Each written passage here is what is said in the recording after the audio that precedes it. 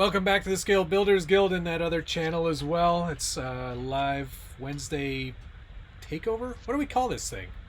I don't know. Live You started stream calling it takeover. Right. You started calling it that, and I just kind of went with it. Well, you know, it's a thing. I'm already flustered. This, honestly, this technology, this is the most inconsistent thing to set up ever for me. Yeah, And you've been having some trouble. Every time. To put it mildly, I think is probably the best way. I think we just do this though, so I'm mad to start with, and then I just it makes everything better when I'm super pissed off to start. Right, and you know what? Really quickly, anybody who is following along, it's a Team K&K orange shirt today, guys. Yes. This from last year, but orange. I think I'm already like flush just with how mad I am getting this thing right. I put out a trivia question out there. Everyone was like, he's probably putting on an orange shirt, and I was like, yes, but which orange shirt? So welcome everyone. Welcome back. Wednesday. I'm sure things will go much more smoothly now. Yes. Thanks to Josh's tardiness, I've already gotten started on my dual rider build. Which, for everyone, that is the fancy dancing rider. Yes. Just means it has a different body. But I don't like to muck about with the basic versions of things. I like to, you know, I'm a deluxe kind of guy. So yeah, that's how I would say it. Fancy. I haven't set anything up. The only thing I have is bubbly. That's the only thing I got accomplished before. Good for you. Getting my pineapple bubbly. Tonight, Wednesdays in my area, Wednesdays is what's it called? Some sort of like order out or order in from out Wednesdays or whatever. With this whole thing going on, we're trying to support our local businesses, so we ordered in tonight from Soul Shakers, which is a Korean street food place, and man, it was good. Oh my gosh. What was on the menu of Korean vegan street food? It wasn't vegan. First of all, is that why you have some color back in your face? we started. Our appetizer was chicken wings. Okay. And then from chicken wings, we had this, it's like a deep fried eggplant in this really spicy sauce with rice. And it's like out of this world. I hated eggplant up until this dish. And then after that, it was some deep fried cod. So like little cod pieces. Wait. Just realized what I said. It's pretty good. So that was really good. That was really delicious. And then the final thing, they do like they call it the Biggie Smalls, and it's like a chopped, it's like a slider, but it tastes like a Big Mac with kimchi on it. If you can imagine. Okay. It was really good. So that was my night. And now we're here. Yeah. So that, you know, from cod pieces to live streaming, you're just the whole everything. I'm a little bit of everything. Well, I've got another unboxing for today. So, this was what you were posting today, right? This is what I was posting. Okay, I'm gonna feign interest. Yes, exactly. I've got three projects worth of parts in here, which I'm all pretty excited about. The one that I did get today is I got this whole rear carbon fiber section, which is for my bomber. Carbon fiber. Ooh la la. Basically, you destroy the bomber cage to install this piece here, which is from High Altitude Performance. So this thing is going to take out, you wreck it to make it better. Yes, my specialty. So But yeah, from high altitude performance. So that, and then a whole new lower section, skid plate, replace the entire transmission, forward motor, all for the Bomber. Okay. This thing it's gonna be pretty rad. I'm just saying. So I know you're not much into performance, but That's not I true. get it. My Bomber was always very performance based, and I ran a lot Right. of miles with that truck. Yes. A lot. And then I've got myself some Pro Spec shocks for it. Cool. So, nice and expensive. Only the Some best. springs for Pro Specs. And then we get into the things that I've got myself an Element IFS kit finally. Oh, look at you. Yeah. So that, and then we're getting to the best part of it. Well, we have some fast eddy bearings and some other transmission parts for that high altitude performance kit. Fast Edward. Here is where the interest comes in. Oh, I saw And this. that- Yes. This is my new tuk-tuk. Move it over more this way. Yeah. There you go. This- No, which way you is- were right the other way. This. Yeah. Look at that. Yes. So, this thing is gonna be awesome. I mean, you can use those words. So, I'm just saying. I think that Excuse in me. general, tuk-tuk drift trikes. That's where it's at. What am I doing building this junk? Well, I don't know how many dancing riders I could build. I don't have enough yet, but the other thing is I can't remember of a single other RC I've ever owned that said it came with 2 bodies in the kit. Ooh la la. Wow. Wait a second. Is that the box the body comes in? The whole thing's in here. But so it says 2 bodies. But and there's a lot of Lexan pieces here, but this really feels like 1 body to me. Maybe it's like a body and then a body option. I Like guess it comes, so. It's 1 body, but it has like a top.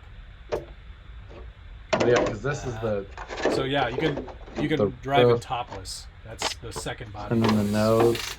That doesn't seem like much of a 2-body option No. thing.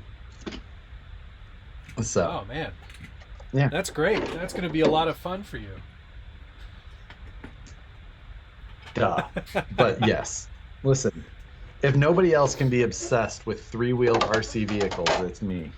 Like, I will take that crown. I thought we were supposed to make these off road. Dragsters, rock crawling dragsters Right. for drifting. Well, I'm or glad something. I'm glad you went to the extreme on that Bomber. That'll be nice. Oh, yes. I have. And so someone was asking if this is Michael is asking if this was the Saturday or Friday night build that Nicole is going to tackle, and no, this is not it. However, I do think I was shopping for a kit for Nicole to build, and was having very little luck because Legos have evidently been just the Hot ticket item. yeah. So, but I got a phone call today and a message the other day saying that I have a Lego kit being sent to me. What? And I don't know what it is yet. Somebody did something But- nice for you. I'm looking forward to That's it. pretty cool. And so, yeah. Hopefully we it's have the a phone call Simpsons today. house. That would be nice. I have no idea what it is, but They haven't shared with you. It's all a surprise. yes. That's cool. Yeah. Craig out of the Midwest sent it to me. I'm looking, but this is going to be my Friday night build. I don't know if I'll build it this weekend or what, but That's pretty neat, man. so I'm just saying we have plenty to do. And I just don't think that I could possibly own enough three-wheel RC vehicles. I think there's a limit. After starting putting this one together, I mean, it's not that.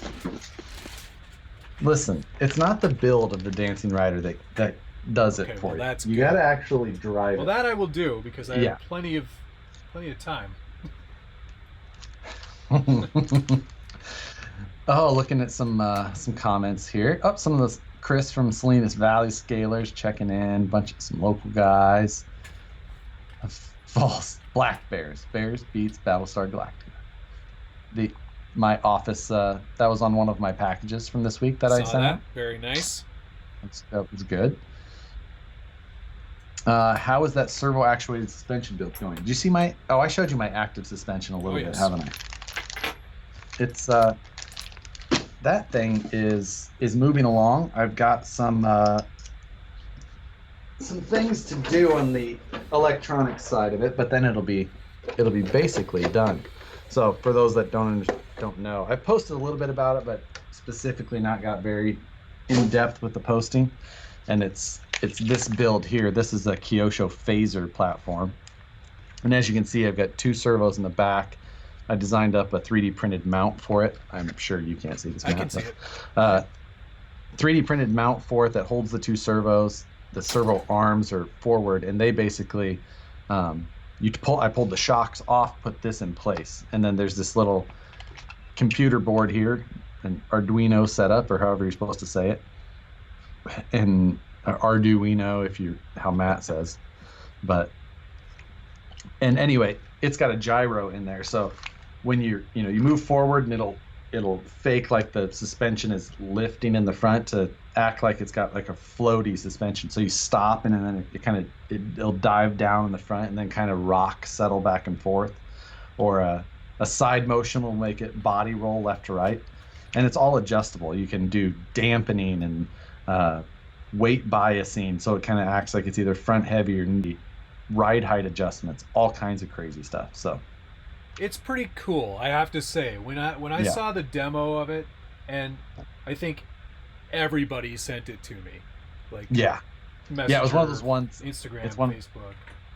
One of those ones that if you have any friends who are just like not into RC but know you're into RC, that's all it takes. Those, it's like, oh, they send it to you, like yes, and it's one of those ones that you'll get sent for the next 2 years. Oh, you like RC cars? I'll send you this thing I saw on Facebook. Right, exactly. You play with toys here. Yeah, you're some kind of weirdo. Although I had a really nice conversation with a director friend of mine, and he's like, "Are you keeping busy through all of this?" And I mean, like my industry, we're not working because it requires groups of people, so they don't really allow for that.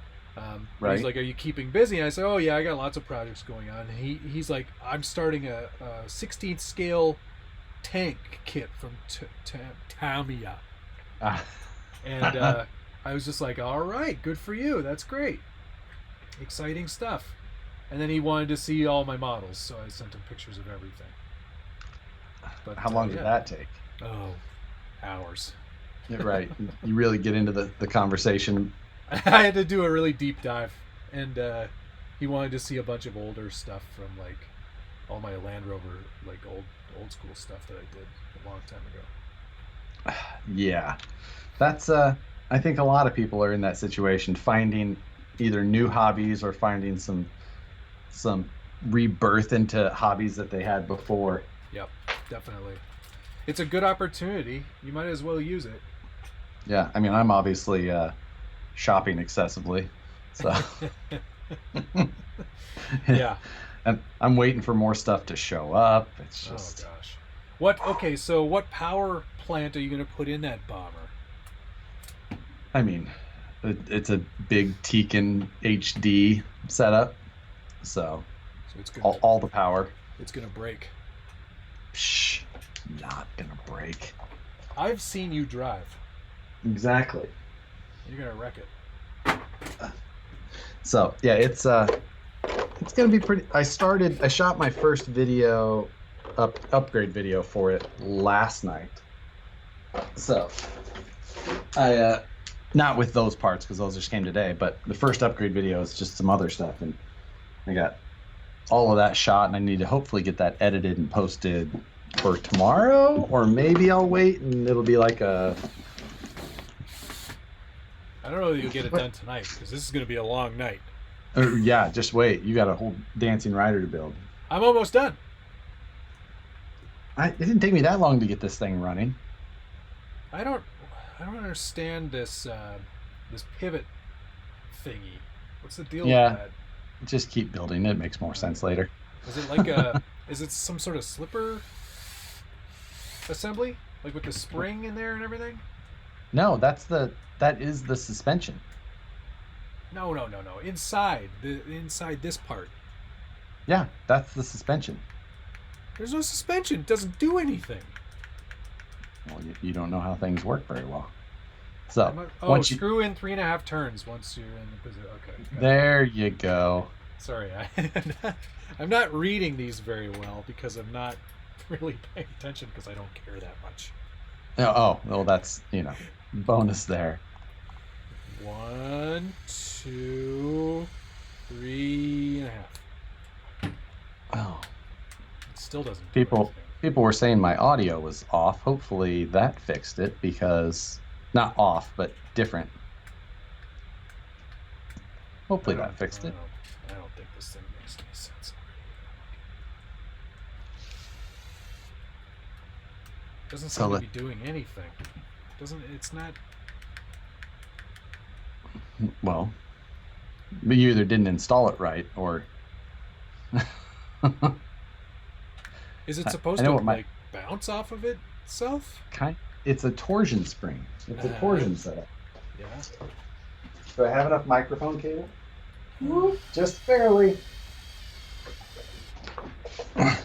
So you see it's got torsional. Yeah.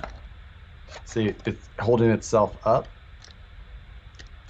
Oh, it didn't. It's not doing that. I don't know what I did. I already broke it. I quit. Someone come build this for me. Yeah. Oh, it's very in depth, as you can tell here. But Sean just said I can do a flip that tuck now. Oh yeah. The Brad, you're saying the link for 3D files on my website is broken. That's because I just added that section and haven't actually created the other section. I made the link before creating any of the content. What a Josh thing to do. Oh my god. Yeah, exactly. Just like it's like naming a project before you've done anything. It's worked out, but I'll get up there because up at this point it's all just been. I should just link it to Thingiverse where the files that I'm going to be linking to are. That would be smart. That would be the right thing to do. Wow, I'm glad I thought this out live. This is stupid. It's not that bad. My audio was a little quiet, so I'm bumping that up. Yeah, everyone on my end sounds great. Everyone on your end or just you? No, everybody. Okay. Just a regular guy on two wheels asked a little random, but what are your favorite wheels and tires for crawling? I know what Josh's answers are. How about you answer for me? I'm going to answer for you. Okay, Josh's favorite... Hang on, I got to go full screen because I have to... Josh's favorite tire is the Proline KM3 in the G8 compound. No, not KM3, the other one, the KR2. In the G8 compound, not the Predator, because that's too soft for you guys in California. And wheel is the Method 101. Yes, so you're correct. The BFG crawler, Method 101.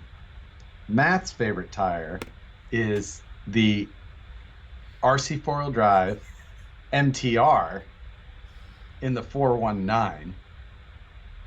And the wheel is, I mean, it's so dependent if it's scale accurate to whatever body I'm using. But other than that, it's probably the Method Roost. Yes, you are right. on the tire, but not on the size. Okay. Oh, it's not 475? 475. That's my Okay. favorite. Okay. But I'll accept. You read it here first. Matt prefers bigger tires. Small tires are for losers. All of you scale build. Yeah. So yeah, it's true. I do prefer the bigger tire. So. But it has to be in the X2 SS cubed compound. Is that? Can you get those tires in anything else? No. Yeah. It's like, jeez. But it sounds good, right? Yeah, it does. So here. Speaking of my bomber, let's get back to me. Circle back around, bring this back into something about me. Do you still have your bomber? Yes. Your Ram Dodge truck? No, but I took that body off. Okay, that's good. I know how you feel about Dodges.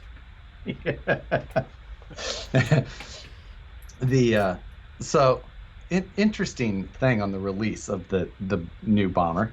It was, I had posted a kind of update or whatever, and then I really wasn't 100% aware, but Axial, like on their Facebook posts, things like that, they said Axial Bomber 2.0, and I was like, oh right, crap, didn't know. So I actually went back and just re-edited my title to call it a 2.0 and all that, since they were.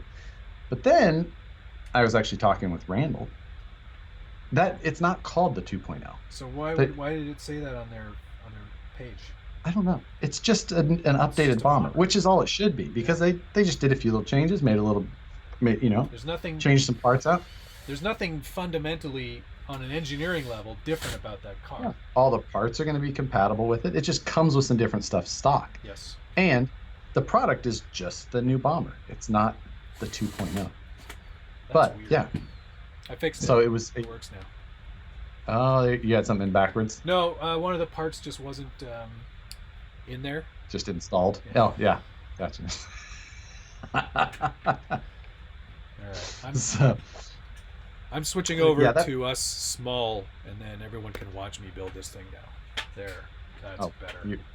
Watch you build your Tamiya. Watch me fumble through this Tamiya. These are the questions. How does a tiny tire guy prefer the 475? Because I like the big tire. I'm comp now, man. Scale is not. I don't even scale build anymore. Forget it. Right. I'm over it. and then Moose. Winners prove me right. Losers prove me wrong. What's that from? It's from The Office. Yes. And you don't remember who, do you? No, not off the top. Robert California, when he had the list, and they were like, "This, yeah, it is." Okay, I'm not there yet. I'm still on this You've seen it several times. I have, but those years are a bit fuzzy because they weren't the best years. No, I mean they're still good years. They're very still good like years, but yes. Sorry, I'm just scrounging for parts here. I guess I should just leave these up here. Did you order one of your own fanny packs? Not yet. That's a question. No, I have not ordered it yet. Because I have one already. I mean, I have a tactical hip bag already. I don't know that I need a second one. I will get one though, because I'm pretty happy with the design. Yeah, it's not bad. I'm going to say it. Thank you. That's nice of you to say. Weston on here had commented, "This is trash," but that is because last Friday night on the live build with Nicole and I, someone came in and was just like, "This is trash," and then basically right at it goes, "That was rude. I'll leave." Well, that was very, very kind of them. Nicole actually held on to that one pretty good, so. Yeah, that'll come back. Like, yeah. Oh yeah. This is trash. It's That's pretty good. So let's talk. I want to talk more about the bomber, real quick. So we've determined that it's just the bomber or the new bomber. It is the new bomber, not the bomber, the bomber, not the bomber 2.0, because not really anything has changed. No, nothing major. But I really wasn't expecting anything major. Why would Why change something that is already pretty great? There's nothing wrong with it. There's little things that they maybe could have done. Like this is one of their only vehicles that's still running plastic links now. Oh yeah, ooh. Oh, that's weird. Okay, why didn't they update that? Right. It's just like I'm sure that they didn't change factories with this. So this is still the same plastics as before. Yep. It didn't change any of that. The bomber cage has always stood up so well, though, other than maybe like the very front bumper braking. But in general, it's still been such a solid truck. So I don't know. Not too much of that really surprises me. I'm actually just really excited to starting to work on another one. Yeah, so. I had a fun time building. I've had the RTR. I've had the kit. Obviously, I prefer the kit because building is fun. Because I also the RTR electronics, from what I recall in the original, I think it was like a 27 turn motor, and I think my 35 was it 35. 35 turn. Ooh, okay. It isn't. It is not inspiring. No. Spirited. It's not spirited. It's not a spirited or inspiring driving experience with the stock 35 turn. But, it's just like, which is kind of fun because like the Bomber drivetrain is one of their strongest drivetrains, really. Oh yes. The transmission in this is pretty much bulletproof. The axles, you're not going to break them on a 35 turn.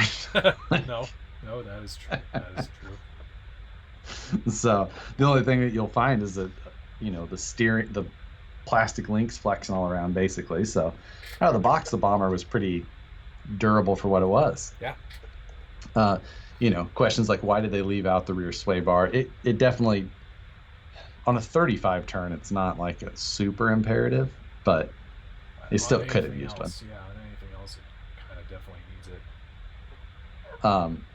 The arms, like it's asking here, they're not plates. Basically, everything is the same, other than they changed C-hubs to the SMT10 version, which is just a stronger C-hub.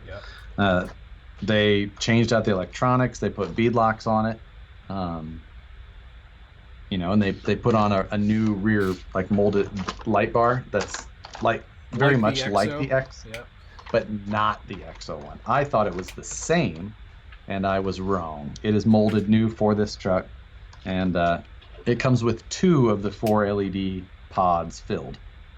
How generous of them. Yeah, exactly. And it's all the lights are powered off of that AE5L that comes in there. So yeah, when I take out that AE5L, I'm gonna have to either remove the lights or start over. Get some new lights, I guess. Yeah, I might do some modifying to this thing on my own.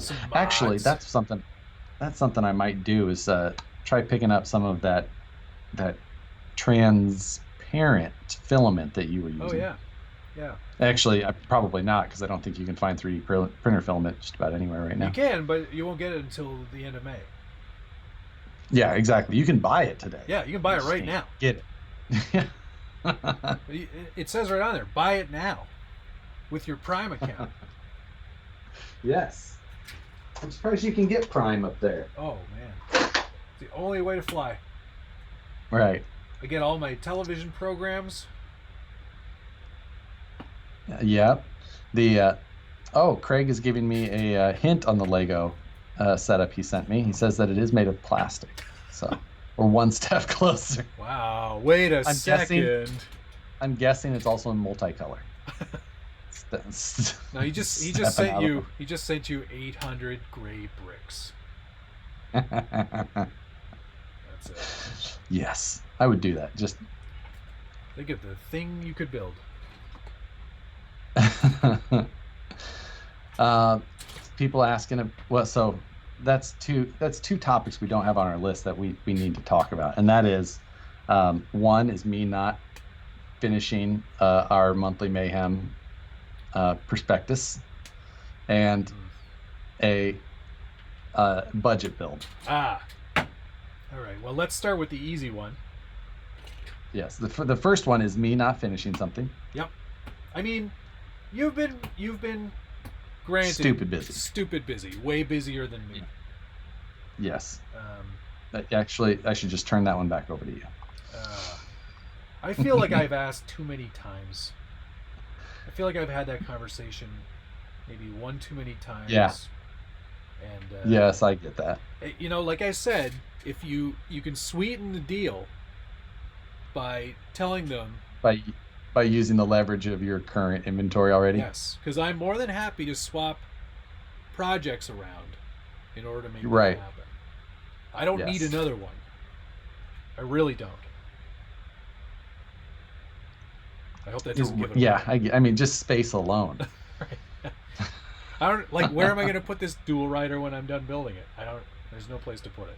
Well, honestly, you can put how many dual riders? You know what? In the space of even just I can see fitting a dual rider right now between an SCX3 and a Jelly Bean. Like, you know what? I'll put it in my bedroom.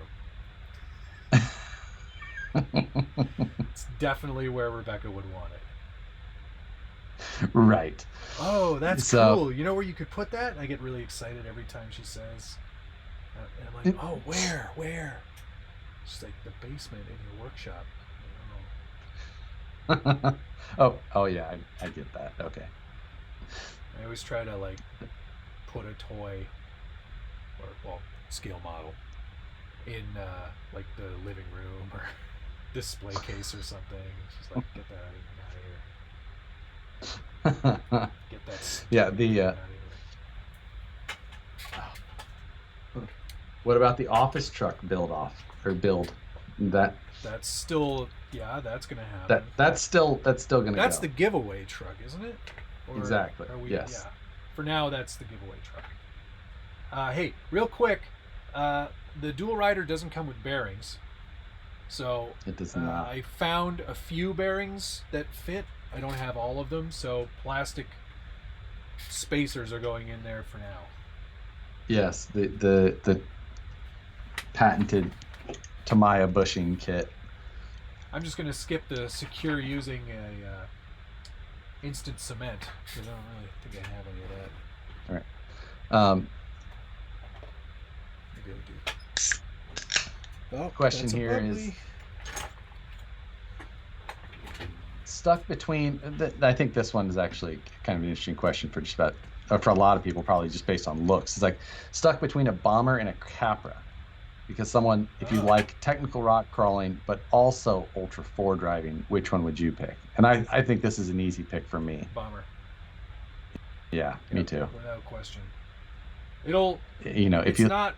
I wouldn't say it's the best crawler in the world, but I've had some pretty awesome fun at Axial Fest with my bomber, crawling it on all the trails. In fact, I drove, I think, 4 or 5 trails easy with it, and the harder ones, and it was still fun.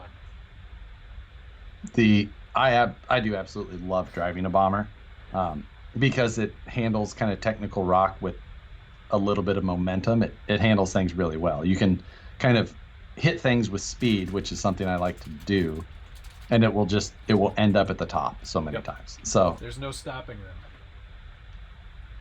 And you can still technical. It's got a long belly but big tires, so you can still technical rock crawl with it. Either way. Whereas the Capra, I wouldn't want to go fast with that at all. I mean, it goes fast on its own just with that gearing. Like True. So this one, the comment of the bomber is not Ultra 4 worthy is very incorrect. Oh yes. Oh, Capra is not Ultra 4 worthy. That's more very like true. I should see if there's any questions here.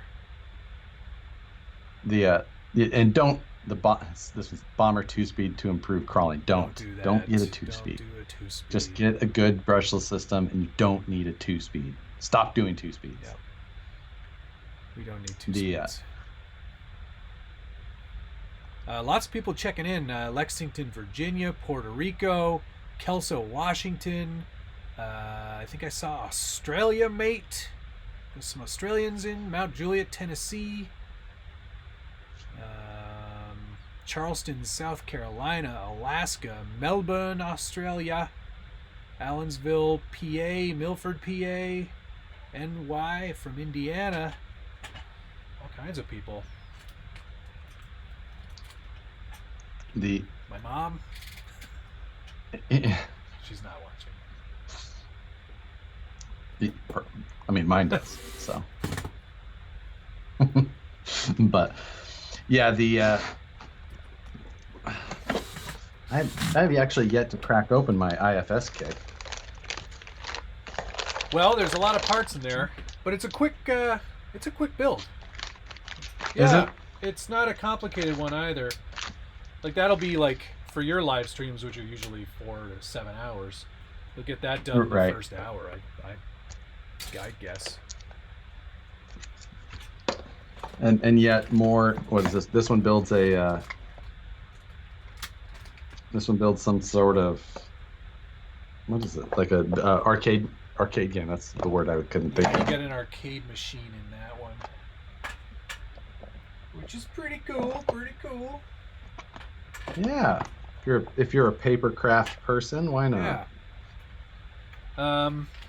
I just want to show off the speed and power that I'm putting in this dual rider. I keep calling it the dual rider. I know it's the dancing rider, but well, no, you're right. It is mine's the dual rider. It's T301 is the chassis. Dancing rider is the one that I have. Look at that.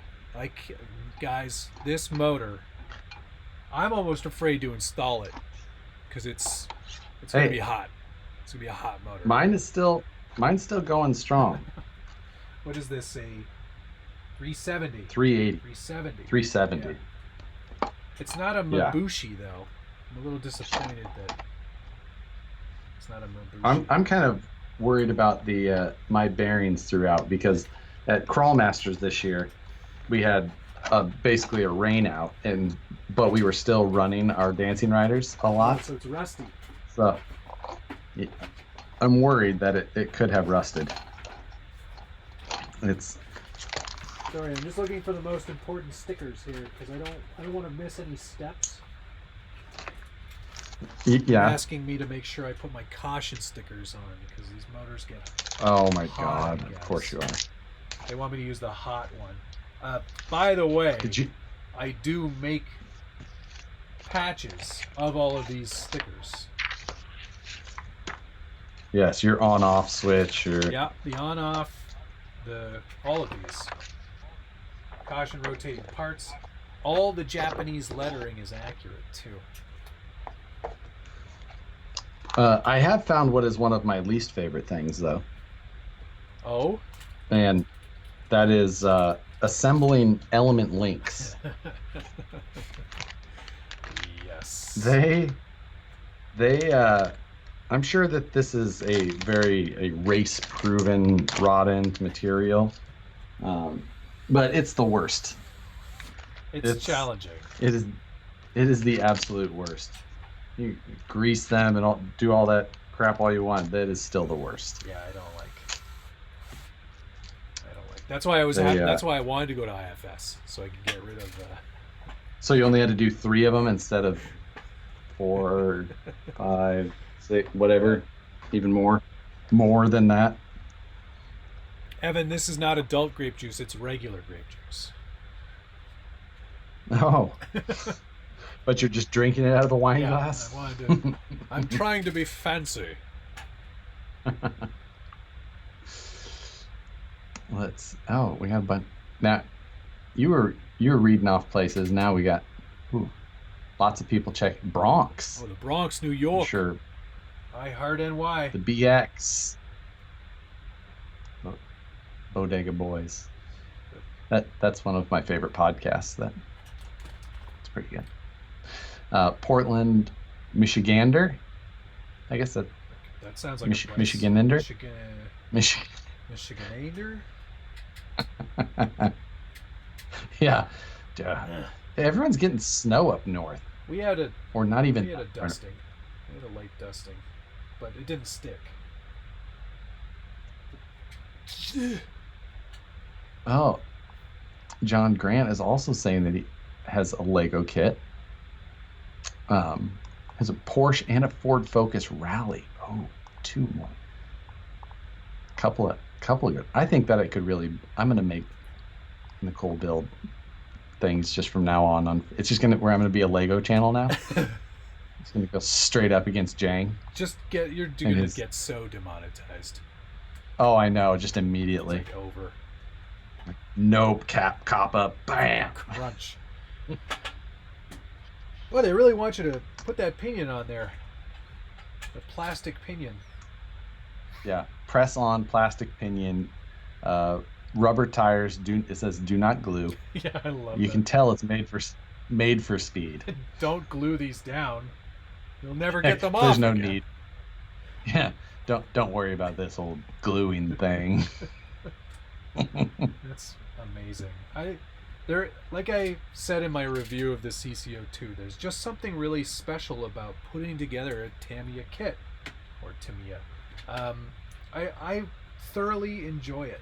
I get a lot of, I know it's frustrating at times, especially watching you do it live, but there's something about it that's pretty special that can't be replicated.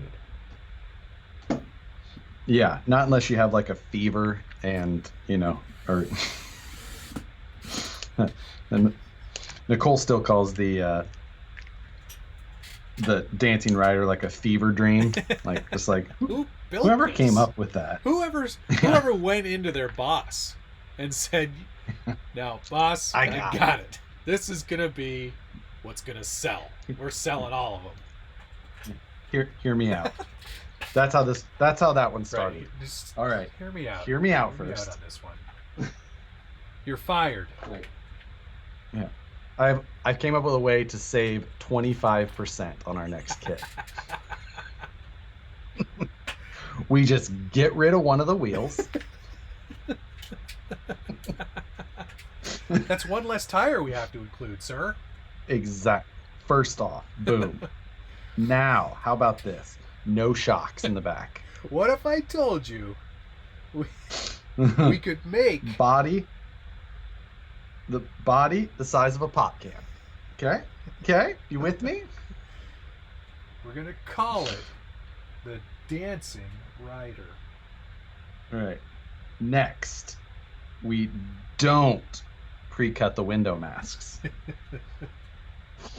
Yeah, make the person or the sticker sheets. Oh no, that's a lot of effort. How do they expect you to get that tiny? Okay, never mind.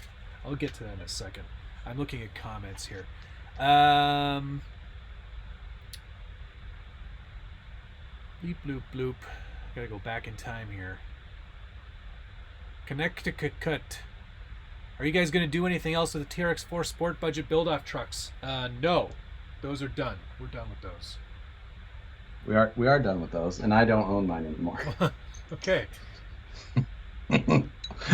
I still have mine, including the body that I'm not supposed to have. Right. Yeah. Made it all the way there and all the way back. No, so we're not going to do anything with those, but I have another sport kit on order that will be the giveaway that I'm going to be using with Aaron's money from RC. What's that site called? Sparks. RC Adventures. Or RC Sparks. RC. Well, that's what I think that's what his channel is, right? Okay. Yeah. So that I'll be doing something with that one soon. It's on order. Mock me. I'll mock you whenever I want. It's half the entertainment on this channel. So yeah, I'll be doing something with that, and then we do have to discuss. Well, we already discussed the first thing you haven't done yet, Josh. Right. And then still haven't done it. And then on to the other thing that we're going to be doing. Another, what is it? Budget build? Are we going to do another budget build? Or I guess that was Mayhem? it. Are we? Mayhem or budget build? Well, Mayhem is the first thing I haven't Right. done. Oh yeah. Okay, so that's already taken care of. But we are talking about another budget build. We just don't know. We have, quite yeah, what. we've discussed it. We don't know what car or,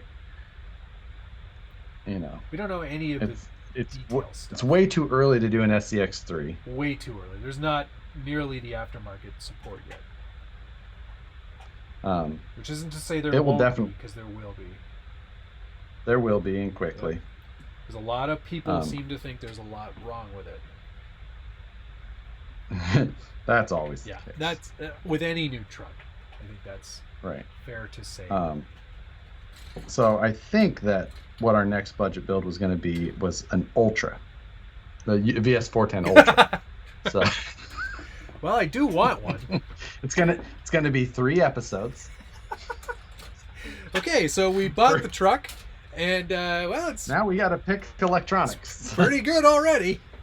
So I think we're just gonna leave it at that. You're welcome to follow along and build your own. It'll be pretty fun. It would literally be You don't have, so you don't have an Ultra. no. yet, and you obviously should. Well, yeah, I should. I should But, have one. but why don't? Well, why don't you? Because I'm trying very hard to be fiscally responsible right now. Like people are going to say, "Well, you just bought a dancing rider," but no, I've had this on the shelf for 6 months. 6 months? Yeah. Yeah. I wanted to wait until the right time. Yeah. That makes sense. I'll give you that one. You can use that excuse. Thank you. It's a very accurate excuse. I put the wrong screws in the motor mount. But yeah, Ultra, I'm definitely gonna get one at some point. Just so, and then, yeah, so you can, do a Unimog or something. I'm sure. How'd you know? Something with portals, right? Of course. No, yeah, a Ford Bronco. A Ford. I thought you would have went K5. I think you're changing it Yeah, up. well, I like to represent both of my favorite brands, Ford and Chevy, at the same time. Yeah, so you're gonna build a tactical, basically. Tactical hip bag. You're right. God damn it, I hate these links. Sorry. These things are. They are a pain. Definitely.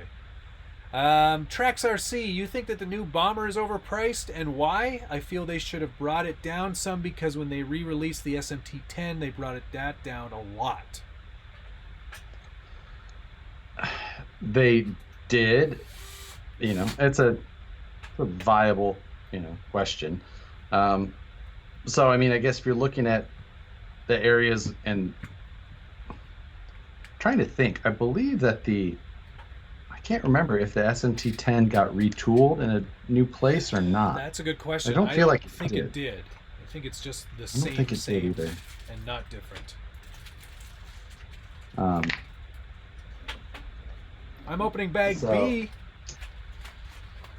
We're on to bag B. You know what comes before part A? Oh, I did it wrong. I blew the joke already.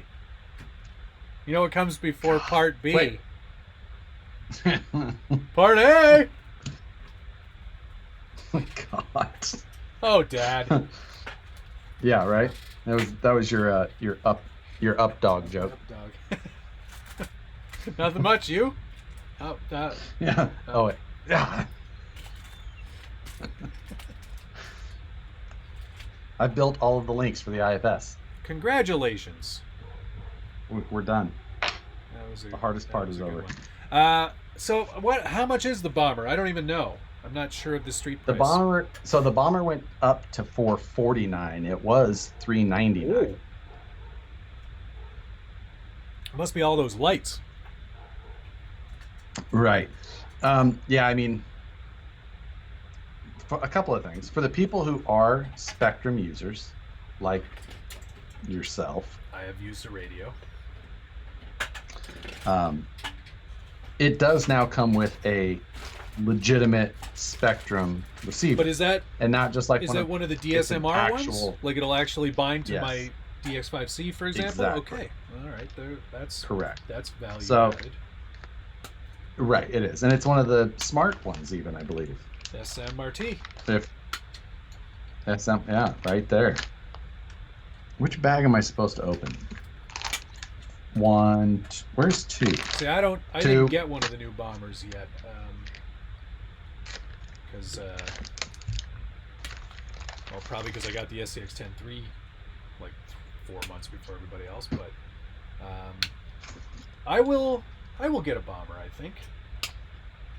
Yeah, I think the bomber is one of those vehicles, like, there's always if you're fun with one of those. If you're itching for something new and you don't kind of have, you just all scale trucks, maybe you like kind of think you'd want to try something with a little bit more speed, like, it's just a good fit for a lot of things. Like, if you just want to go have some fun out on a crazy trail, or you're one of those psychopaths who likes to do 5Ks behind them, like, there is no better choice. That is true, and I can say with much fervor that pretty much everyone runs a bomber for those races. Yeah, if you go to Axial Fest and you go to the 5K, like, it is a sea of bombers. Yeah. There may be a lone wraith, but it's usually somebody. It's usually because it's someone who's like, oh, there's a 5K, like, I'll go do that. I've got a bomber. I can do that. Yeah, like I've got one of those. Like, well, it's not, but yeah. You don't, but you do. I get it. You can go have fun. Yeah, enjoy yourself, son. I mean, if I was trying to get a vehicle that would keep up with my speed, the DBXL, SCX-24, like. That's what I should do. I should get myself another SCX-24. I'm gonna get into the 5K stuff. Like, sorry guys, I'd go faster. This truck is really holding me back. Going as fast as I can. So, yeah, that's that price increase though. That is a bit spicy. It's not.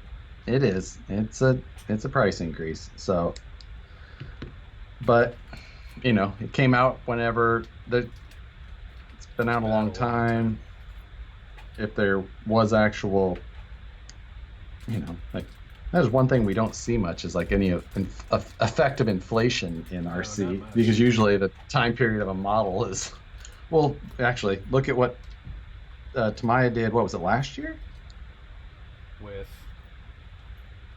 They raised the prices of like their kits like 20%. Oh, I didn't even notice.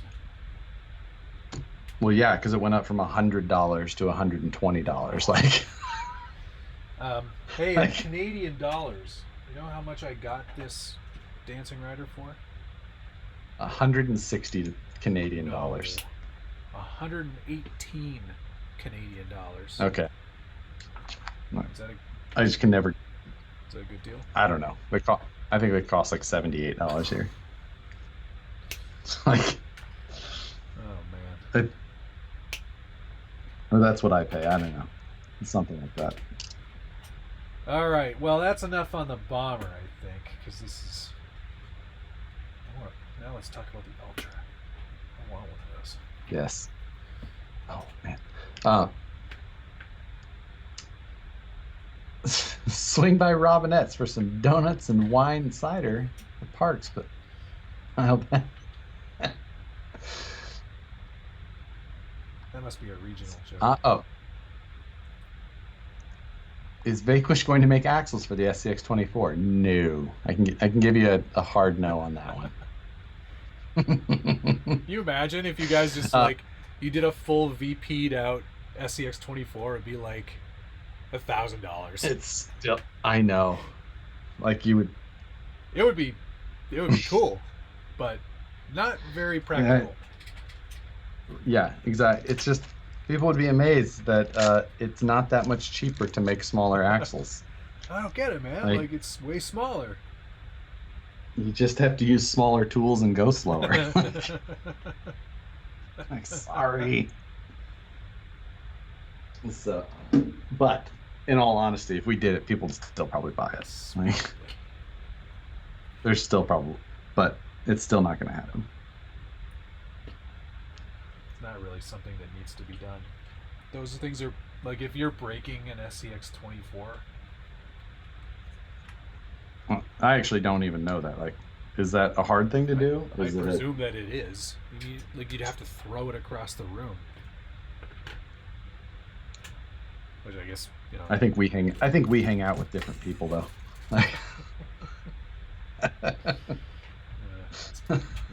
That's possible. Yes, a 1/24th ripper. That is the next ripper project. Actually, I was going to hold it in until the next ripper project actually is a 1/24 scale ripper. There's been a small price increase due to inflation though, and it is now $3,000. What a machine, though. And it's what not. A machine. Yeah, and it's only because I hate you and everybody else. Like,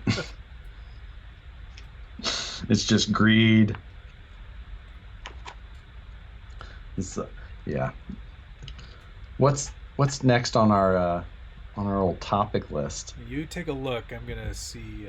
Okay. Oh, Bucks RC. So, he actually Bucks RC World had an interesting thought on the Bomber, real quick. The reason the price increase, 2 different liveries and 2 different licensed tires. So that plus your new electronics, that's probably a good portion of where that money went. So the Bomber Fab version does have new tires. They're tires that, you know, were a new mold entirely. The Savvy version, though, is using tires that were done on the Yeti kit version. Oh, yes, that's right. So, and as far as the license costs, usually license costs are either based on a percentage of sales, not usually a flat fee or a guaranteed amount. So, you know, the cost increase, like to have 2 versions, shouldn't really necessarily make for the cost increase. You know, the cost of tooling for, you know, the new tires, like, kind of, but that's a maybe. It's probably, I think it's probably the cost of the new radio gear versus the old tactic stuff, the new metal servo horn. The lights are going to add some cost, not a ton, but a little bit. The wheels are beadlocks now, and, you know, multi-piece, so that's going to be a big difference compared to a glue-on wheel. That's true. Like, just more pieces. Yeah. And then, you know, from there, it was probably just a pricing structure difference between the old Overwatchers and the new. Yep. The new bean counters. Yep. Although I think that Horizon has done a pretty great job at pricing with a lot of the Axial stuff. That this SCX3, the new, if you compare it to the previous SCX-10-2 kit version when it was released, remember that with the Cherokee? This is much cheaper. Much cheaper. The first one was like over $400. It was like $430. And if you look at what that one has versus the SCX3, day and night difference in features and what you're given for less money. It's not even it's not even a comparison as far as I'm concerned. Like performance, you know, that's maybe up for discussion, but I don't even know that that's a fair thing either. The new one is so much more truck for the money. Right. So yeah, I mean, I think it's competitively priced against its competition too. Yeah, I mean, what is its competition though as a kit? The Traxxas TRX4 Sport kit. Yes and no. I mean, you're missing out a lot of features in the sport kit. So, Right, but what else is? I mean, competition-wise for kit, you have well, the you Element. can get a Traxxas Which kit? TRX4 full function kit. That's true, without the Right. body. Is it no body, no wheels, tires, or just no body? Just no body. Yeah. I think someone can correct us for sure. Yeah. I built one a long time ago. I just can't remember. People are asking, do you think the old Bomber price will go down? No, I think this basically a running change. The old Bomber will be, you won't see it anymore, and this will just be the new Bomber. It's not. I called it a 2.0 after Axial called it a 2.0, but Axial's not calling it a 2.0 officially in the name of the product. So, yeah, it's just, a weird deal there. But regardless, it's just, I don't know. I think that's where you'll just see the old one go away, and this will just be the new one now, and it'll probably just be a little higher. It'll probably be a higher cost for a while. Yeah.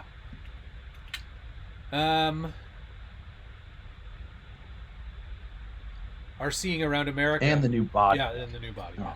RCing around America. Scale news update. Josh now divorced for forcing wife to build Legos for YouTube.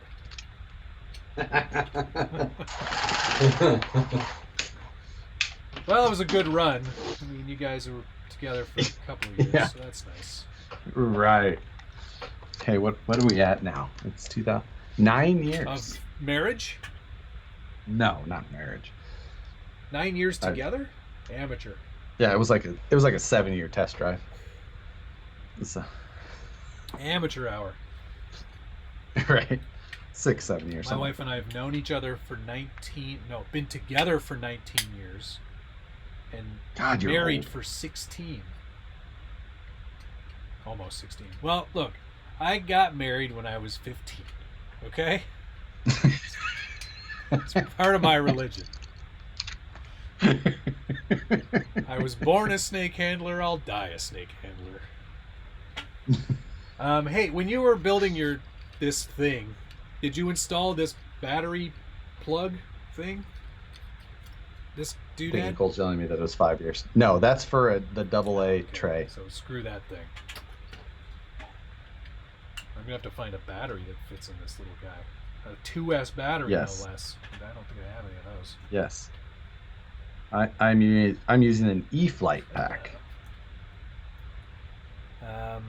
Let's see if there's any more questions here. Probably not. The Moose just asking if the weeds were ever pulled in the back here. Yes, yard work did get done on Saturday. I did my yard work on this weekend as well. Had to go out to my mom's, give her a hand with stuff, socially distancing, of course, but did a whole bunch of yard work for her too, because the weather was nice on Saturday. Yeah, it was fantastic here. Yeah, I'm sure it was. I need smaller bits. I have not got all my carbon fiber stuff yet. I'm still shopping and trying to figure out what where to spend my money properly. I don't want to. Some of the equipment is not cheap, so I just want to make sure that I get that right, so that I don't have to do it twice. And I don't want to buy a $400 pump and then it's not my pump. No. Scott Weir, thanks for watching. Your daughter Ava, and you want to say great videos. I appreciate that. Thank you very much. I'm always family friendly, except when I'm on this live chat with Josh. It usually gets pretty punchy. I am all. That's a funny thing. I'm always family friendly as well until Nicole gets there. She is the one who talks like a sailor. Right. She brings out the best in you. Right. She's cussing at commenters and. This is trash. Yeah. This is trash. You're trash. You just. yeah, that's and usually it's like trying to get the first part of the thing, and then the tail. No, she just starts right in, just like this, that. She sounds You know. just great. That We get along really well, the two of us. Your wife, yeah, wife actually, and I. Not you. right. No, that's why she likes to go to events, because usually she gets along with other people even better. And I'm just like, I'm gonna go play with trucks. She's like, okay, we're gonna sit over here and not. We're not gonna do that. Yeah, Changi, I sent that body on an all expenses paid trip to South Africa, and all I got back was the lousy body. What a story! Like, that guy, he hasn't even reached out to me to say, like, hey mate, I didn't get it. It's like he just disappeared. He just didn't, and just didn't He's care. like, I don't want that thing anyway. Man, I wish I didn't enter that contest. So, I can't. Matt, you've built one of these IFSs, Yes, sir. right? I am slightly confused here, because I swear that the CAD in these instructions is wrong. You might be right.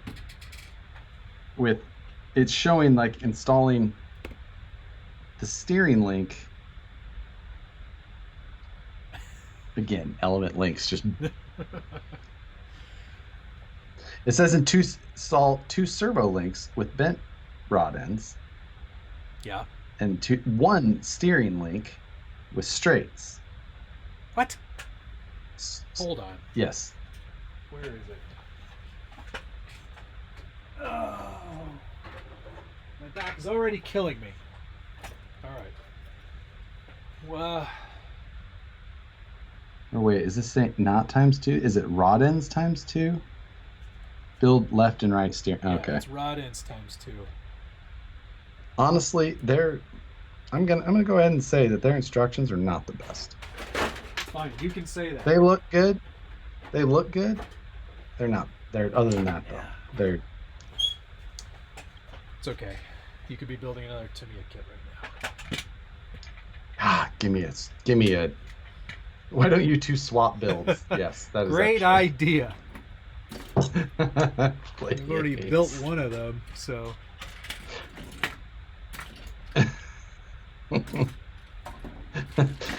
Moose Jaw, I think he gave the best excuse you could say. Like, she's just honest. Honest, yeah, that's a good way of putting it.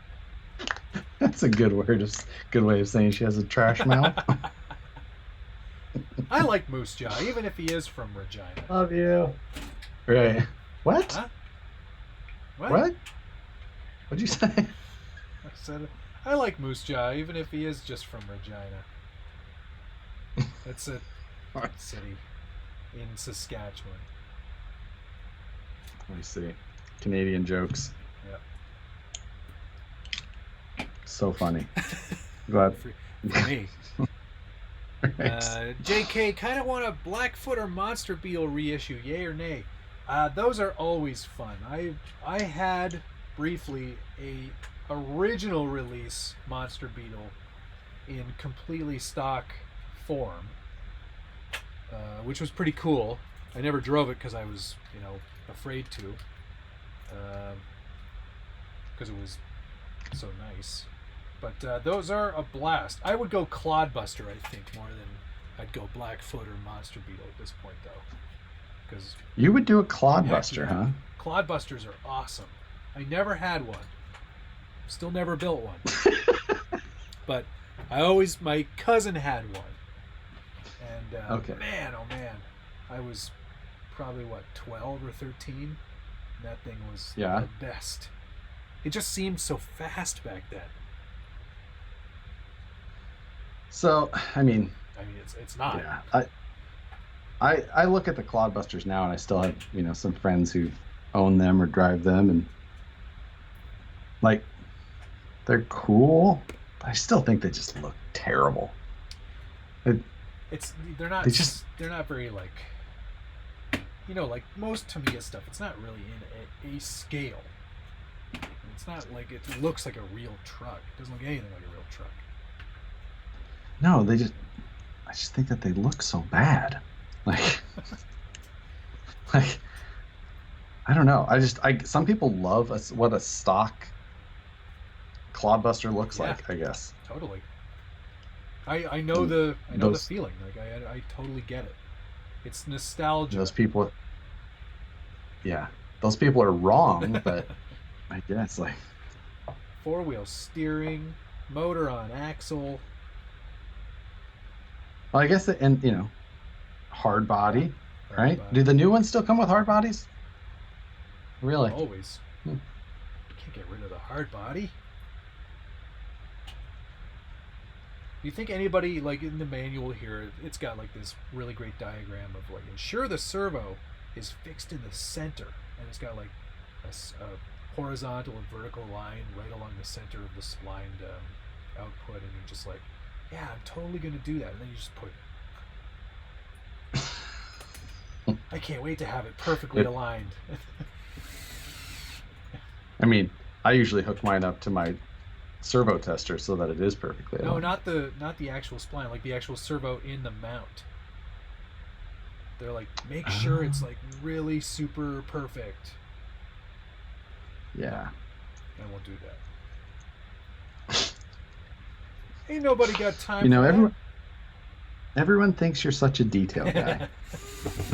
Well, with the stuff that matters. Until it comes to the actual function or performance of the vehicle. Then like, steering setup? Nah. Nah, that's not important. That's... Can't even move this steering arm. Ugh. Oh, there we go. I'm using nothing but the finest in RTR electronics here. I think mine's running a Tactic servo. Mine's got a Spectrum S605, which is the new stock RTR. Oh wow, I'm actually really wrong. Mine, I thought this had a I've said that this thing had a Tactic servo in it for so long, and this has a Futaba S9551 in it. That sounds expensive. I kind of wonder if it is. Let's see. Can we buy one? We can. Ooh, it depends where you're looking. There's one on eBay right now for $191. Oh my god, that's too much servo for this machine. That's more than this. Okay, no, A-Main has them, $85. Still, that's pricey. Still a lot of. That's. Wow, I thought I did not have an expensive servo in there. You're funny. What a funny guy. Yeah, oh, well, I was very wrong. I can't tell you how many people I've told, no, just RTR servos. That's all you need. I mean, that's still the way to go. Definitely. I know Michael Pham put in like a super fast racing servo, and then it basically, if you get real twitchy on the radio, it just flips itself over. Just steers too fast, throws itself on the ground. We have a 2-year-old with a tantrum. I don't want to play anymore. Taking my dancing rider and going home. Yeah, that's all right. We're starting to look like we're assembling an IFS kit finally. Well, we've only been going for an hour, so. Well, and then here's the other thing. It's just like, now I'm at the point where I think I'm supposed to start installing these parts that I think are actually part of the 3D printed kit that I got that I need to install instead. Oh, you're putting this on something else? I am. And hold on. You've got to get your autofocus worked out there, pal. So you are blurry. Okay.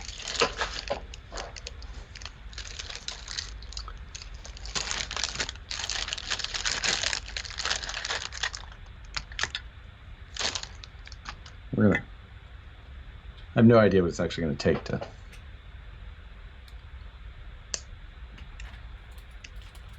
Are you putting it on an SCX 10 too? Nope. What are you putting it on? A Wraith 1.9. Oh, right. That's cool. Right? Yeah, I can dig it. Seems pretty appropriate. That's a fun place. Now I want a 1.9 Wraith. You should own a 1.9 Wraith Why anyway. don't It's I a great have truck. one? Honestly, it is a great truck. It's such a fun, just beat around trail truck. Yeah. Fun for all ages. Well, I don't fit into any of those categories. All right. I'm going to take a minor break here because I'm tired of looking at this thing.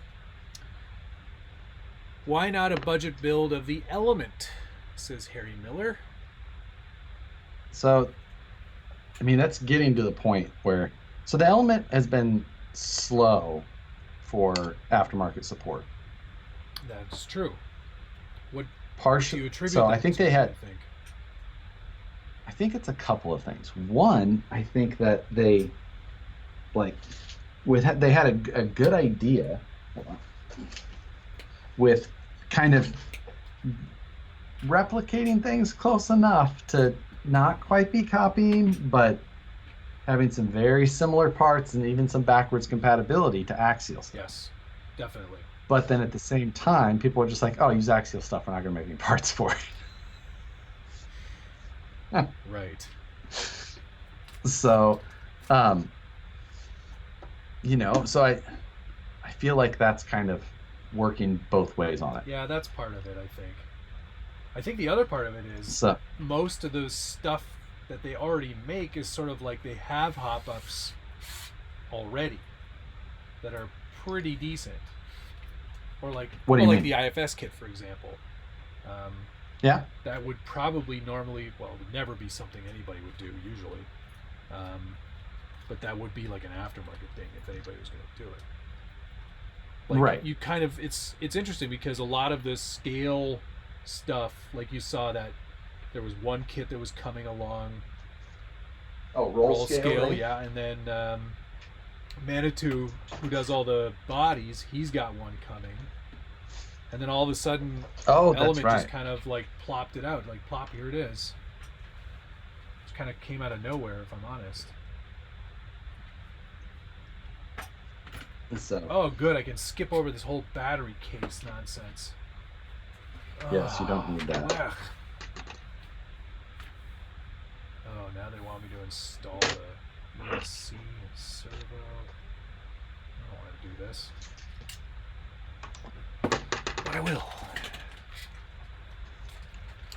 Anybody who wants to know, I'm using a TBLE02, which is the Tamiya brushed or brushless electronic speed control. I think it's brushed or brushless, isn't it? I don't remember. But it's... it doesn't sound right. Brushed or brushless Tamiya? Yeah. No, this is just brushless. Is that right? That can't be it. No, it is. Good work. No, I'm wrong. RTR. It's this electronic speed controller is preset to brushed motor mode and not brushless motor mode, as stated in the manual. All right. What does this little thing look like? It's one of these guys. Oh wow, that's reasonably sized. Jesus. It's like a deck of cards you're gonna try and fit in there? It's not that big. Is why? How much space do I have? Not much. You got it. Well, maybe it won't be this ESC. Damn it. What else do I have? Go find a very stock takeoff. Like what? Like an axial takeoff. Okay. How do you not have 9 of those laying around? Hang on. I had a bag. I was gonna just toss the whole bag and be like, okay, you can buy all of these ESCs and stock motors for $50. I mean, I sell them at the swap meets all the Oh, time. you do? But I sell them every year, and then by the next swap meet the next year, I have another bag of them. I don't think we do swap meets around here. Yeah, they Okay, no joke. you know, This is bigger than the Tamiya one. maybe we should say you're holding it. It's small, Hmm. but it does have a Tamiya plug on it, so strike 2. I have an AE5. This will work just fine. I'm even surprised they still use Tamiya plugs. Guys, these are trash. This is trash. I have a Holmes BR Mini in mine. Okay, Mr. Fancy Pants. Yeah, I have a $70 ESC and a $90 servo and a $75 car. Only Josh, people. Only Josh. Yeah. A build of the Axial Capra would be cool. We've already both built one, and there's not much, again, for a budget build, there isn't much to go on there. So that's part of the. I do feel like the Element is a really good base for a budget build. I agree. I agree. Because there's a lot that you can do to it. Yes. You know, it's a pretty stripped down, bare bones kit that there's a lot of things that can use updating. But at the same time, there's going to be some really boring weeks, like when you're replacing the plastic hexes with aluminum ones. Like, it's going to be a slow week. Yeah, like this week, guys. We're replacing plastic hexes and the spur gear. Don't get too excited. Like, there's going to be no short. It's going to be 36 weeks, but there's going to be some slow ones. 36 weeks. So I remember the first budget build that Matt and I did, which was the first project that he or I collaborated on. And he was just like, yeah, this budget build stuff. Like, yeah, what are we doing here? I'm like, well, last one was 20 weeks. And he's like, oh. Oh, no. No. Like, no. Like, that won't be. Yeah. That won't be happening. I think we went like, 18 weeks anyway. By the end of it. 16. 16, right? Yeah. Oh, that was the honcho. That was the first one we did. That was the honcho. Yep. A good one. And then we did 16 again with the Tricks. Yeah, the Tricks 4 Sport. Tricks 4s are for kids. That's what your paint job should have been. Oh man, that would have been a good one too. Well, there's still time. There's still time. You could repaint that one, right? I actually have another sport body here. I have another sport body and another JL body, courtesy of Richard, because he didn't want it. Oh. He's like, I'm not painting Lexan. I see that Richard sold his XJ, so now I'm gonna have to try and buy a dumpster legitimately. Yep, he did. You blew it. Could have had that. I know. He told me, he was like, I'll throw one in with a purchase of an XJ. It's like, oh, now I got to try and sell this truck. Yeah, didn't get it done in time. It would have been funny when flip that truck is only one truck long and I end up with a dumpster to keep. Like, sorry guys, I'm keeping this one. Keeping the dumpster.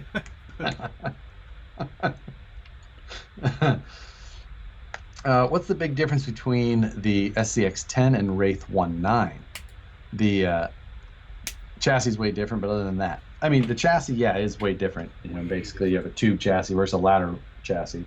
Other than that, it's an SCX-10 tube platform shoved underneath. So, but it's a very different dynamic having just a plastic tube chassis with no metal rails or body up top. It makes the whole truck drive different.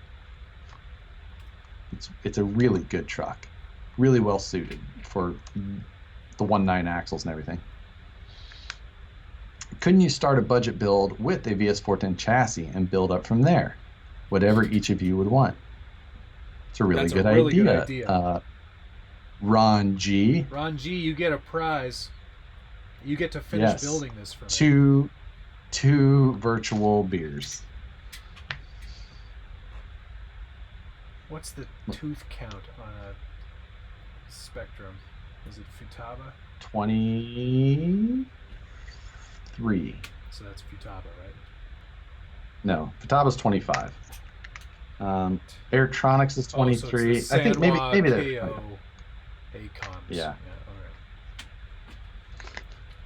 So maybe it's time for an RC four-wheel drive budget build, Moose Jaw says. You'll never do one. Oh, I mean, I have plenty of things that I think should be changed. But I can just see Tom and Mike over at RC four-wheel drive right now going, not a we're not chance. sending him anything. Like, we know. I'm just going to drive down to their warehouse, too, and just knock on the door and just hand out. You know why. Give it to me. Why won't you let me show people how wrong it is?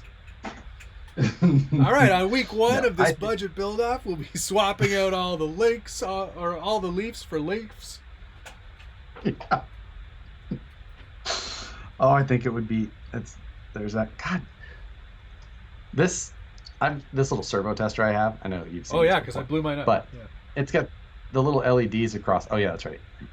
It's got little LEDs across the top. However, they are the most overly bright LEDs ever. Yeah. And they will straight up look. Yeah. Oh, they're blinding. And like when you look right at it, it's just. And every single time you plug it in, I just happen to be aiming it right at my face. They get even brighter when you have it on 3S. Yeah, bolt up, gear down. Like John Holmes says. That's something else we could talk about. Other guests on the show. Yes, there's no shortage of guest options. Holmes is definitely one I want to have soon. Schultz is another one. That would be good. My a friend of mine, Patrick from Gigabit Games, Patrick, I'd like to have on. I like Patrick. You know him Patrick very well. So I'd like to have Patrick on. So, Actually, we had a conversation back in, I guess it would have been last summer, and we never followed up on it. So I can ask him about it when we have him on. Yeah, I had it. So yeah, and I talked to him about it the other day, and then honestly, just everything here is not slowed down any. Come on, I need to get this servo horn off. I've almost got my servo saver installed. These old servo saver things can go right to hell. You're doing the servo saver finally? Yeah, it's kind of fun on that one. It's really fiddly. Getting all those snap rings in place. Yeah. So I need to get this aligned sideways.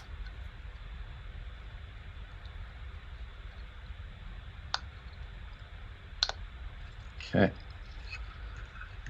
Who knew the right time to build a dancing rider would be in the middle of a pandemic lockdown?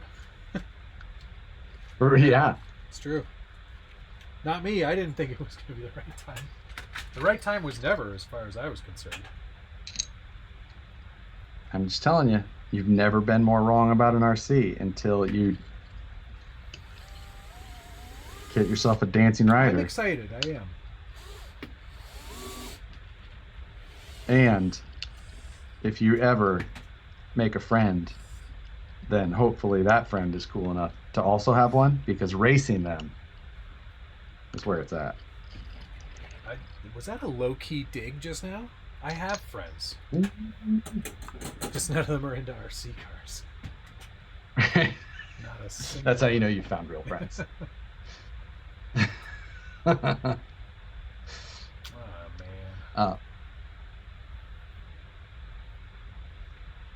Let's. Can I be done now? Oh, this person saying, how about something? How about like a G-Speed type chassis build off? Uh, Definitely not. No, I would making a whole series around a flat rail chassis is a big no from me. I don't. I hate flat rail chassis. I think they're the I worst. have no interest in it either. And it's not because I think they're the So, worst. I just don't. I don't see any. I don't have any interest.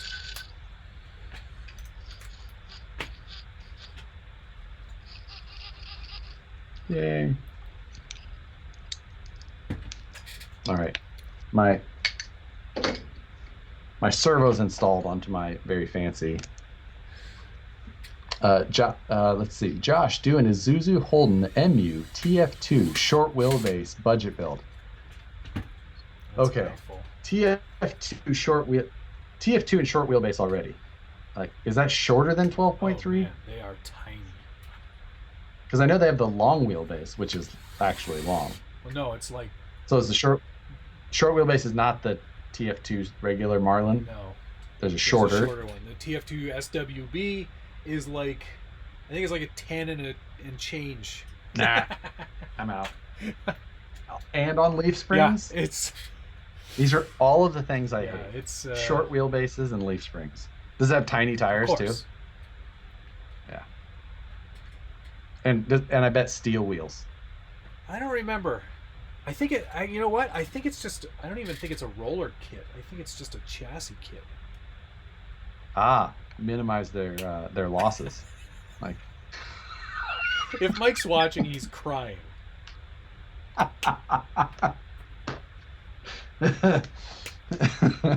Hemistorm, also a good one. You know what? Yes. And we should just see if Mike or Tom from RC4L Drive would be willing to Yep. to take a beating. I think Mike would. Come on I here. think Mike's game. I think Mike's always game for a beating. Yeah, and I've known Dursting for a long time. Yeah. So he's the the RC4L Drive's always got new stuff. I always try and cover it on the Scale News. You're an equal opportunity news provider. It's not- I even talked about Brass the other day from Samix. Granted, I called them the creed of the RC business, but Right, you did. yeah. Hey, that kind of leads into something interesting. Where does Vivaton? Where'd they come from? Yeah. They're a They've been, Chinese have they been manufacturer. around for a while. I don't know if a while's the right term, but a little bit, I guess. But yeah, it's basically one of the same manufacturers as, it's a renamed manufacturer of a previous brand, basically. I see. Kind of how those go, like the DCs and the D1R, and it's basically there's only a couple manufacturers, and they change names after, losing sales or credibility, or Okay, and it changes to something new. got it. It's interesting when you start hearing who some of these people are, and then you're like, Oh, they renamed. I see. one, or it's just one factory, and they just have a. So how a lot of that stuff is, it's basically you have a factory, and then you have people who they'll make things out of there, and they just come up with a company name, and they try and sell those as a different brand or whatever. Understood.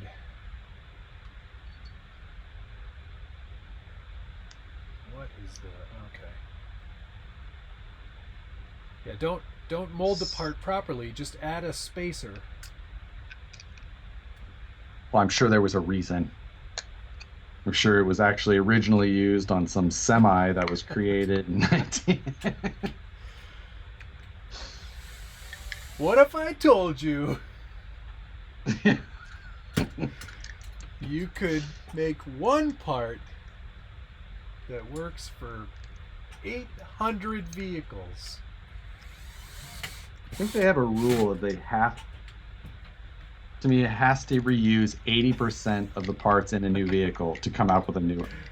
Like, How are we going to get the proper reduction on this 6x6? I don't know. Throw 800 gears in there. Okay. yeah. All right, I And get. that's what they did. All right.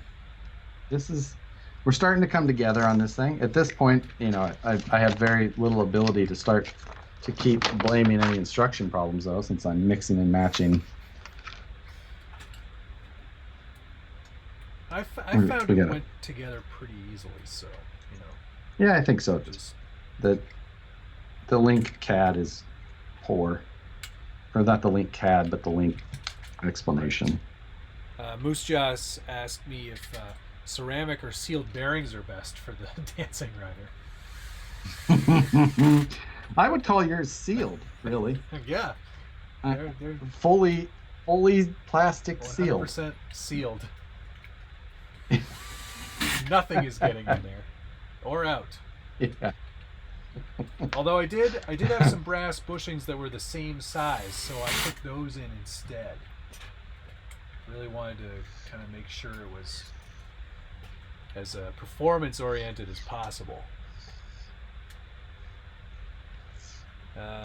Let's.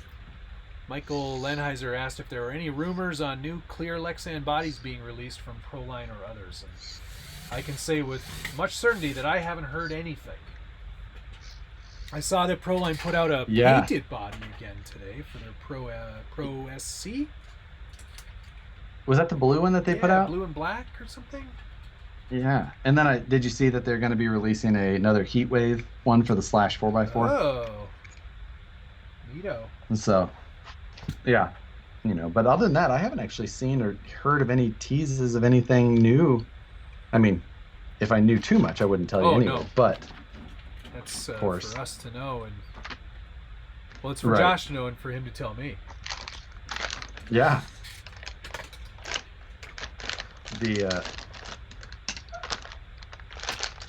But yeah, no, I haven't heard anything. Actually kind of surprised. Maybe they'll come up with like a creep 4-door. That would be. I strongly detest that body. I'm actually gonna pick one up just because I think I should have one on hand. Because I do not detest it. You are on your own. Telling you. It's just one of those things that it looks like nothing. It looks like a Willys truck. No, it doesn't. Have you seen a Willys? Because that's not what a Willys looks like at all. All right. Now, I will, as I see J Concepts, they were more of a race company for the longest time, and now they're much more in our market as well as like the drag racing, which I'm paying attention to more nowadays. And I will say that I continue to see that they don't make good-looking bodies. That truck and they drag body. Oh. Now, I know that I'm not throwing shade, but that is not good looking. Now I know that body was meant to look like Larry Larson's, drag week truck, which did have those high bed lines and things like that.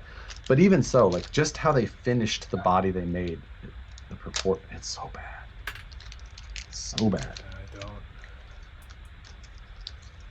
I don't get it. And so yeah, I can't say I do either.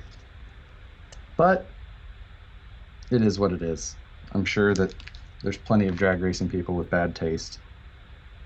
Just like. Yes. Where's the little outputs? I don't see my outputs. What is that sound you're making? It's the the Dewalt. Oh. Do I need to install the auxiliary deck? No, you do not. Great. Not unless you have an even larger receiver you're going to try and install. Wait, do you think that my old Futaba R603 is too big? No, that'll work. I mean, you don't have anything with an even longer antenna, do you? What are you talking about? That's not... Oh, wait, that is pretty long. Yeah, the 603s had a... I liked it. I loved that radio. 3PMX. Man, oh man, what a good radio. Still use it. Oh wow, that's a 2009 radio. Yeah, I know. I've had it for a very long time, and I love it. I worked on the programming of that radio. I'll have you know. Nerd. Yeah, That's cool, though. they yeah, it's when finally getting a 3-position programmable switch and a 3-channel Yeah. radio. I think I've referred to. Did you do a video on programming that channel? That one, yeah, way back, like 2009 when it came out. I'm pretty sure I've watched it about 1,000,000 times. Well, that's because Futaba radios are so straightforward on their programming. Yes, they really know what they're doing. I will give them. I will say that the Futaba radio programming, not the most intuitive thing you're ever gonna see. That is understatement of the year. What do I think? Jeremiah Foot wants to know what I think of the DX5C Rugged. I don't like the touch controls. Otherwise, it's a DX5C. And I love my DX5C. It's a great radio. Nice budget friendly, feature packed, good radio. And now even better because it's got telemetry on the upgraded version with the newer smart stuff, the smart batteries, the smart chargers and motors and ESCs. Are you going to decide to jump into that ecosystem? I've got a few batteries already. Mm-hmm. Whether or not I'm going to jump in completely is still sort of up for discussion. Yeah, I do love the idea. I love the concept of telemetry, having more information about what's going on in your vehicle at all times. I think it's something that is severely lacking. I love having that knowledge. Like I like being able to see absolutely. it all. Absolutely. Now, I think that it's done so much better in the FPV world than it does, or airplane FPV world in general, than it is on the ground side. Totally. And I cannot understand why they don't use some similar technology to allow us like cross-platform, right, compatibility. Yeah, I don't know.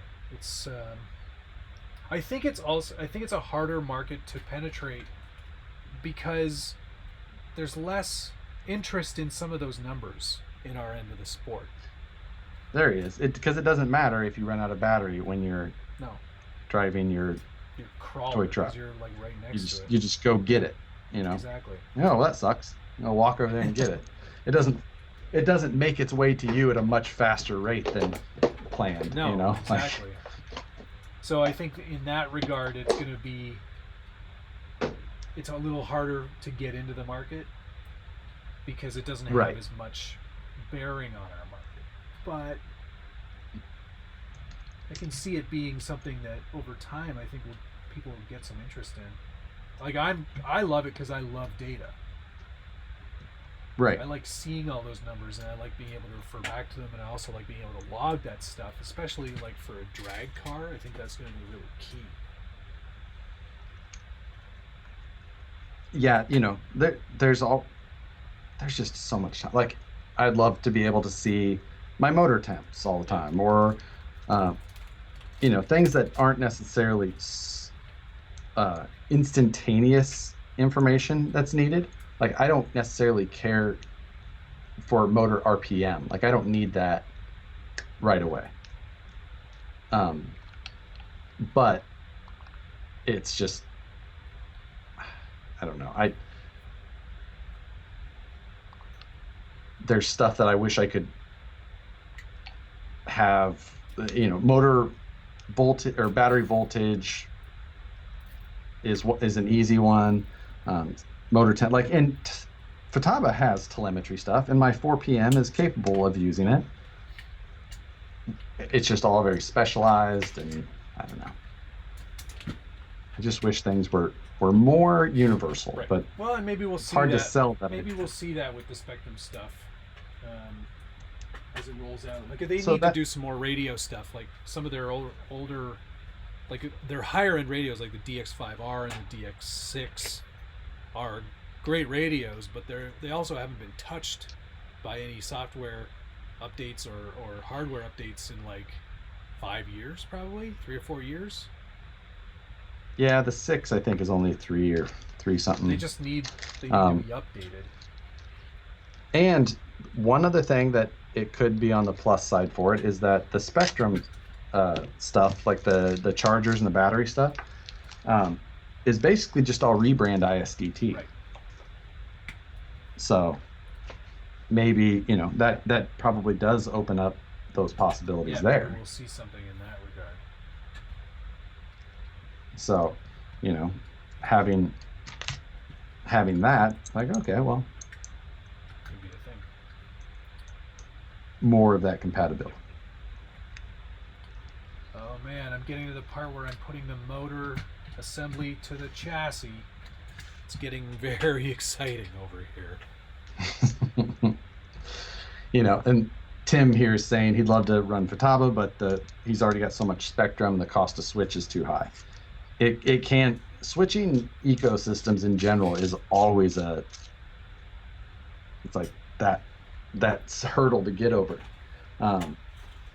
But also the Futaba receivers, like I run in my 4PM, it's like they're retail for $29. So wow, that's a good price. It is, and you know, they're super compact. I run them in everything. It's a 6-channel receiver, which, you know, for 4-channel radio, but they work fantastic. They're just inexpensive. Work great. Everything about that is just okay. I'm starting to see the awesomeness again.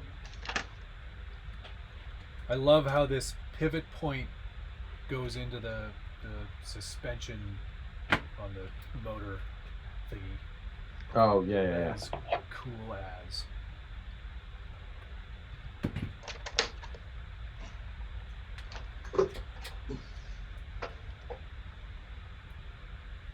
I'm having to strip a 1.9 for as small as this little element box of IFS stuff is. I sure ended up with it spread out all over. They sure fit a lot of stuff in there too, don't they? Yeah, I mean it's a decent little kit of what do you people say? Decent piece of kit? Is that something we say? I think it is. I mean, I guess it's something we say. All right, or I guess maybe I'm just calling Canadian people British. I don't know. Yeah. For some reason, you know, tend to put you guys into a category. Well, we are a Commonwealth country. This is adorable. Yes. Here's my tea. Okay, that's pretty neat. Now I See? get it. It's happening. That's how you steer, by moving the back wheels. But Yeah, not exactly. in the direction you would expect. No. Hold shaft temporarily. I forgot to do that, but I didn't need to. All fit together perfectly fine. That is cool. There's lots of room in there for a battery. There appears to be, but I'll make room. yeah, it's, you know. This is really cute. I just went to the hobby shop and I made them open all the batteries. That's such a Josh thing to do. Open that Hey, one. you. Okay, no, open that one. Hey, welcome to Hobby Lobby, sir. Shut up. Shut up and open these packages. Open your battery case. Well, okay, you said so. I know you from the Show me all internet. your Show me all your batteries. I thought he'd be nicer in real life.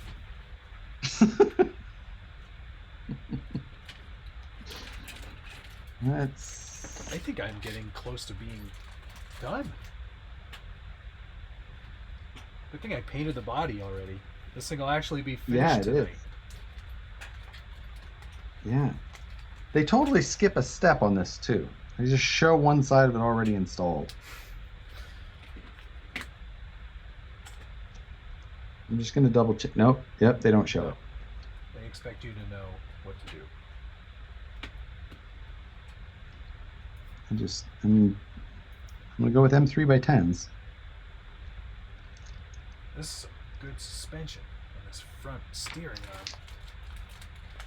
Yeah, so that is, they don't tell you how far to adjust that down in that. You just have to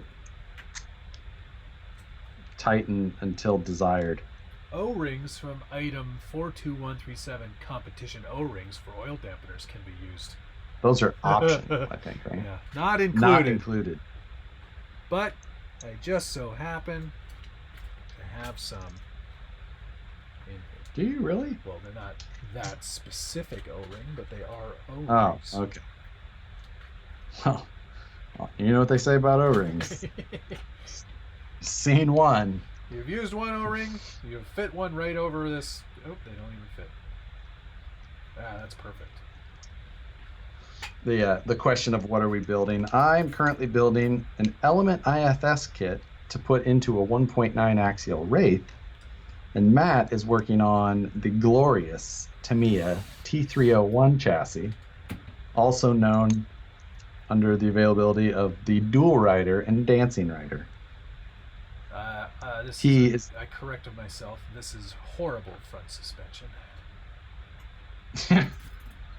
Wait, nope, take a minute. Back it up.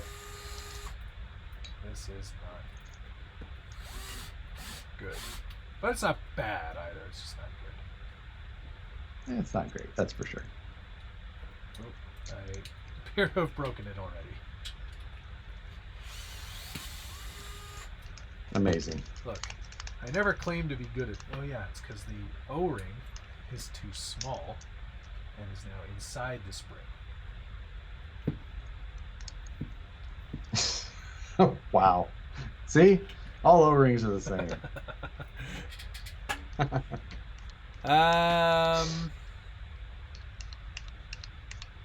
How about using the Enduro IFS to make an aerial atom? Enduro IFS to make... Well, an aerial atom, that's independent all the way around, right? You'd need to do what Now- Shane did and do IFS and IRS. Right. Now, just doing... trying to recreate an aerial atom would be kind of fun, That would be a nice in project. general, For s- other than trying to figure out how to roll all that tubing. Oh, yeah. Oof. Nice little, that's a fun little vehicle, though. An aerial atom? I can't say I have much experience with them, other than there was a guy who lived by my old house that had one. Well, I'm not saying If I that, have does anything for you? That does nothing for me. Yeah. All I lived by a guy who had one. right. I know people. I know some Right. guys. My friends on the internet. When is the offset F9 front axle going to be sold separately?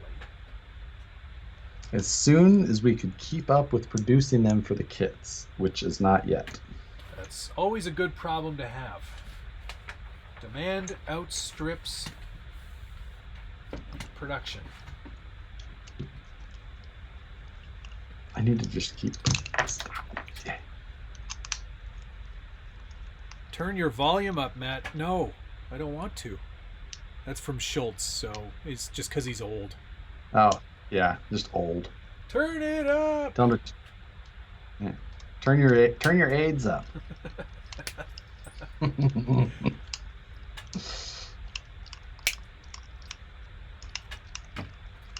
See, I'm using hand tools because I'm an idiot and I care about audio, right? So overrated. Gosh.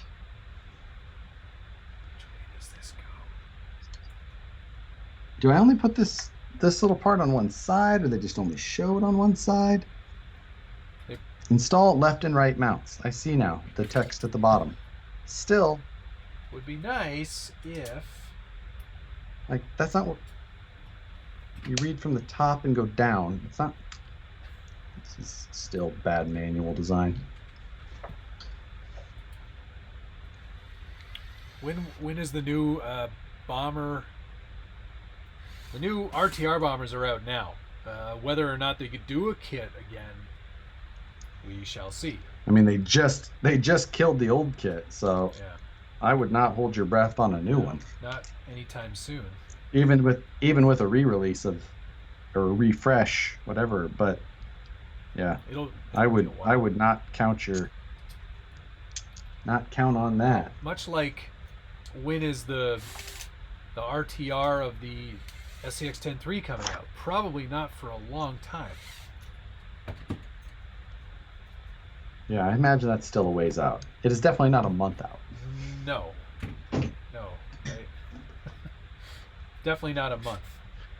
Maybe not even 3 or 4. It'll be a while.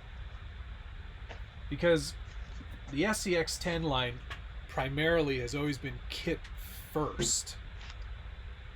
Yeah, well, it always has been. There's never been an RTR first. And it'll be a long time before we see an RTR. Because they want to sell kits. Like, what happened to you not using power drivers there, pal? My neck hurts. I'm out of bubbly. Nicole? Well, it's time for a Canadian White Claw, I think. I better text her. Nicole. She doesn't like when I scream. Nicole!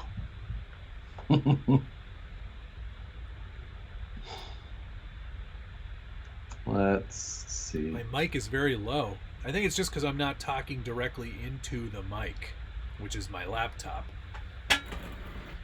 Or you just need to turn up your volume, because I'm definitely at the same volume I'm always at, but I'll raise it up a little bit just in case. If that's better. You don't have your little audio mixer? Yeah, of course I have my audio mixer open. Oh, you mean like on the system prefs? Yeah, on your on OBS? Yeah. Of course. Of course I do. Of course. Of course I do. Yeah, everything's cranked. Oh, now you sound terrible. What did really? you do?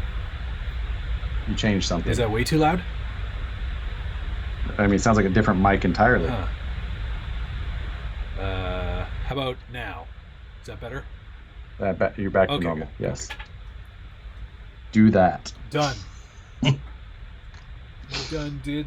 Stop doing the other thing. Do the thing. Nicole said she won't bring it because she's watching Forged in Fire. Oh, I love that show. So does she. That's my favorite. One of my favorite shows. I used to PBR all of them. It will kill. It will kill. And he always did this. Yeah.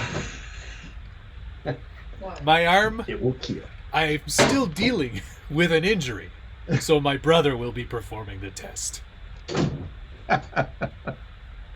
Like, what did that guy do to hurt himself so frequently?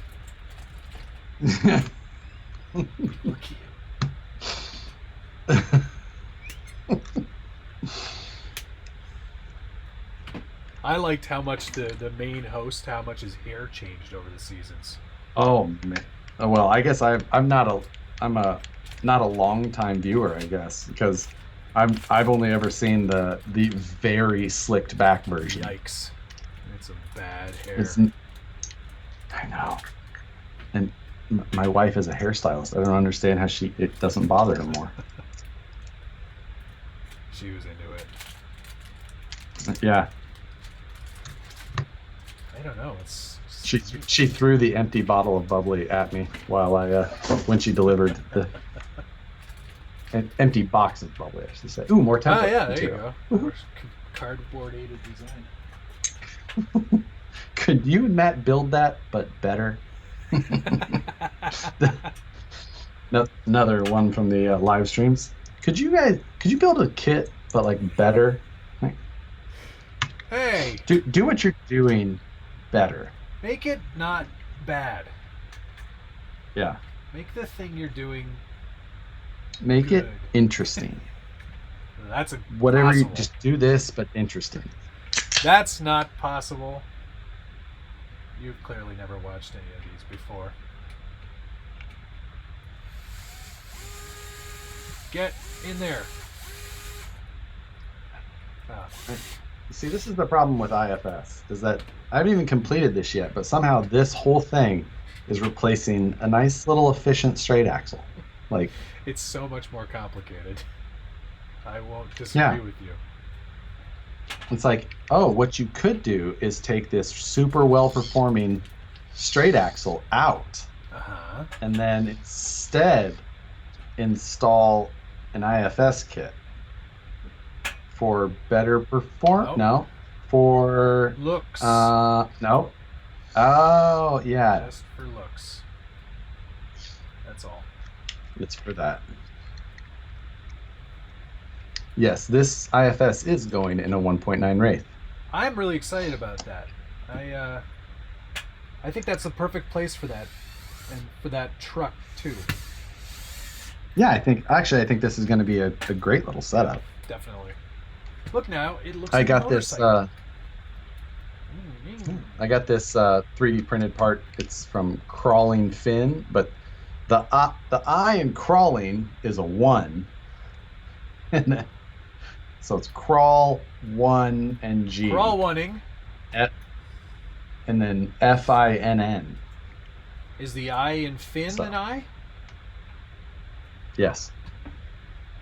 Consistency is key, sir. Or wait, no. No, that's inconsistency. I like how they individually individually package their wheels in this kit, passing the savings on to you. Where are my arms? Do I have to open up bag 5, 4, 3, 2, 1? What is a good... Harry Miller wants to know what a good light kit is for the TF2 with the Mojave body. I'm going to say the RC 4-wheel drive kit, because it plugs into your 6-volt plug on your receiver and has every single light for that. What if you run your servos at real power and not receiver power? 6-volt. Well, no, through your receiver. How many volts are you putting through your receiver? 8. You're silly. Why? What's the point? Speed and power, my friend. Boy. Yeah, it handles those radio signals so much better. Are there foams for these tires?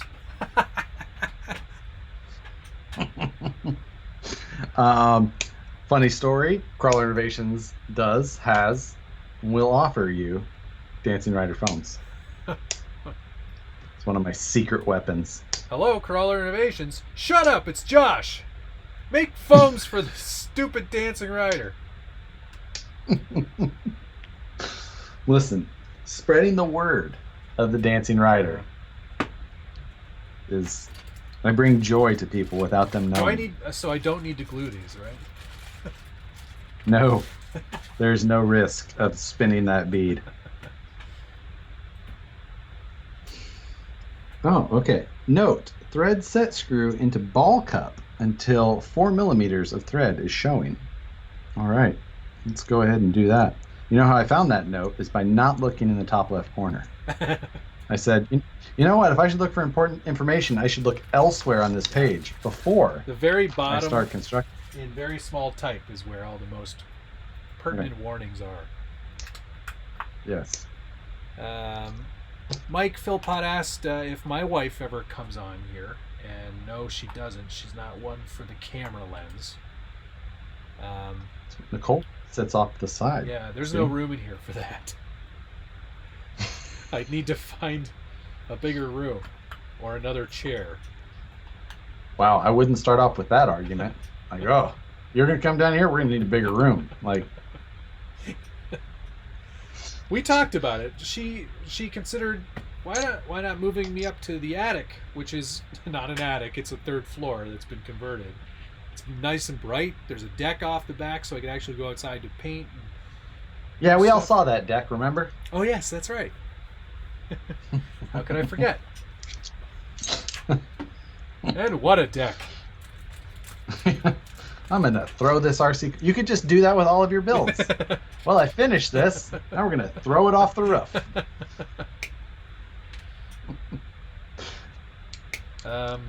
Need more room? Just throw it out. I don't need this truck anymore. Oh yeah, I tried. I don't know why, but on Friday's story, I thought, let's see if there's any interest in this EXO that I don't need anymore. And that was the wrong place to post stuff for sale, I think. I don't think I'll ever do that again. Why is that? I got a lot of people suggesting offers that were fairly low. I mean, it's a brand new, never run EXO kit. Kit version, okay. So no electronics, right? No. Not a new RT. I'm just wondering if you were kind of verbiage you're using. So $400. That's you're sold. You can PayPal me right now. Right. I mean, I think you could get $400 for that. I think that I should be able to get $400 for that, but that's not how that went down. So. Right. I get a lot of people asking for free cars, so there's that. Yeah, I get a lot of those too.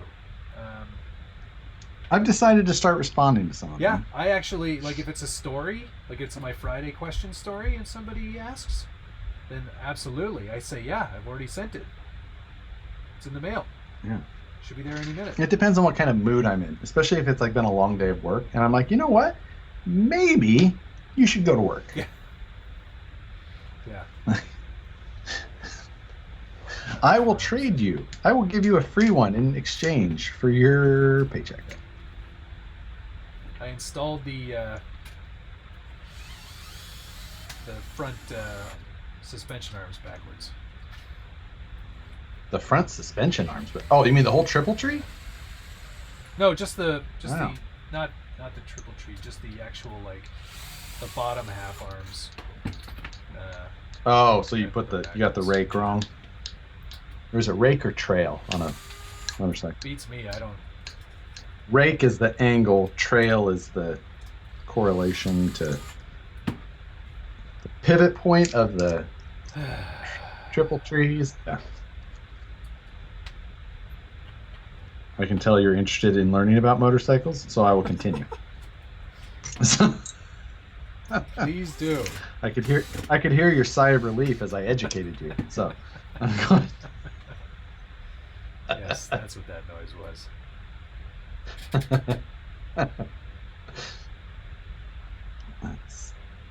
Right. Just subbed thanks to Harley's channel. Thank you for subbing to my channel. Well, that must be like thanks to Harley, because that channel stinks. Anything to get on. You're welcome. All right. There we go. Crisis averted.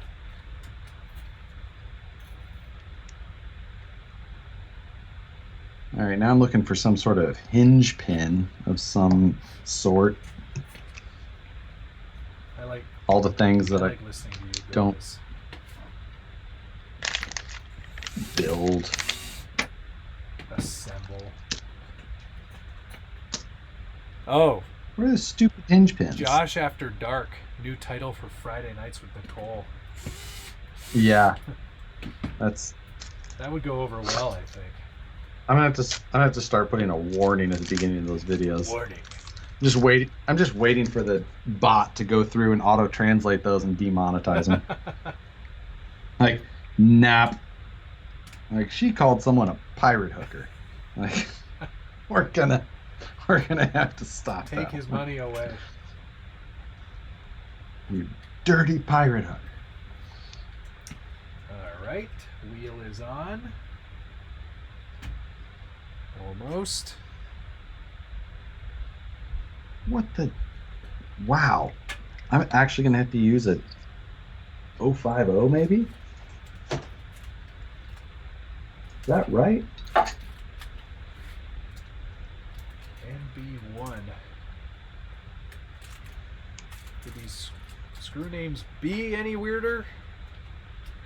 Oh, hey, last week I had to educate you on motorcycle terminology as well. You did? With, yeah, suicide Oh, shift. right. Hey, I gotta say, See? that guy's spreadsheet, very helpful. What a spreadsheet.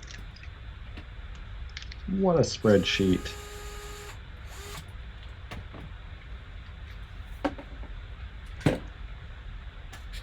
Right. Man, these these IFS kits, it's really been lacking. It's a fun build. Yeah, stop your complaining. Actually, it is a fun build so far. I'm having fun. I just love it. Someone's saying I should get the X-Rider Flamingo, but I don't need to get that because I just got the whatever the it's the same thing but with a different name and different body. It's the Tuk Tuk version. Same but different.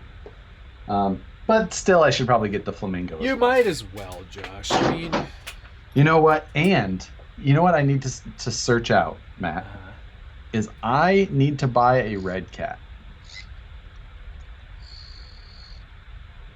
Okay. Because they used to make, I think they made one called a Striker, which was a 3-wheel racer. Okay. The Striker. So, I think it's a Striker. I need to find it. Is that like something that they don't make anymore, I presume? I think they don't make it anymore. They're over that. They're like, we gotta get serious. Yeah. So. Wheel game. Yep. Yeah. All right. You know, I think no better time. That there. Did you hear about the that there was a personnel change? No. From the. Oh, really? Yeah. Interesting. Mm-hmm. Yep. Where am I going to find that information? I've heard it from a few people now, and then I noticed it with my typical, hey, Bill gave me $20 because that's awesome. Oh, that's Thank you, nice. Bill. Congratulations. Now the comment I can type. All of the people are finally getting to the point in the video where it says I was going to buy a Red Cat. What? What? That can't be. Phoenix says, yes, they did. It was a pile, but cool looking. he said the forbidden word. A pile of. And then Bill comes. Yes. And then Bill just says back, taking the money back if you buy a Red Cat. Yes. I love it. So yeah. Cool. Okay. But yeah, a little bit of But yeah, I was saying with my my Facebook investigative skills, I noticed some posting of photos that normally wouldn't have been. I don't think I understand what that means, but I'll take your word for it. You know, like when you girl you went to high school with start posting a bunch of pictures, but none of them with her, you know, with her previous husband. Like, find out 6 months later that they got divorced. I get it. It's like that, okay. but it's with our cars. Understood. Wow, that's weird. That seems quick. Yeah, agreed. I gotta scroll ahead here and see if there's any good questions, and then we'll get back to that because.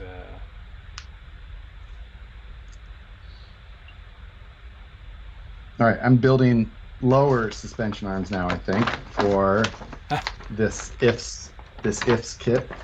Colton Moore said, "I always hop in here because Matt reads my comments." So there you go. Oh yes. Well, okay. Colton Moore's right. He just commented on here. What the WTF is happening? Josh has an IFS and wants a Red Cat. What kind of day is this?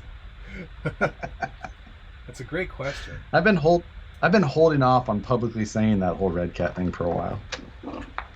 That IFS or not IFS trike that they have. understand. You know, this. that's just because of I actually just do go search three-wheel RC sometimes and see what I can find. Just to see if there's been any new breakthroughs in the market. Dancing Riders are $68 US. Oh man. Exactly. That's what I was saying. And you're like, I paid 100. I felt like a genius for like a half second. No. Didn't last. False. What's with this rear fender? This is stupid. Yeah, it's unneeded. Is it just a appearance package? Yeah, I don't. Pretty sure. It's for downforce. Once you hit 4, it really kicks in. Hold on. Is there not a second gear on this? What do you mean? 2 gear. No 2-speed? Now I know. What am I wasting my time for?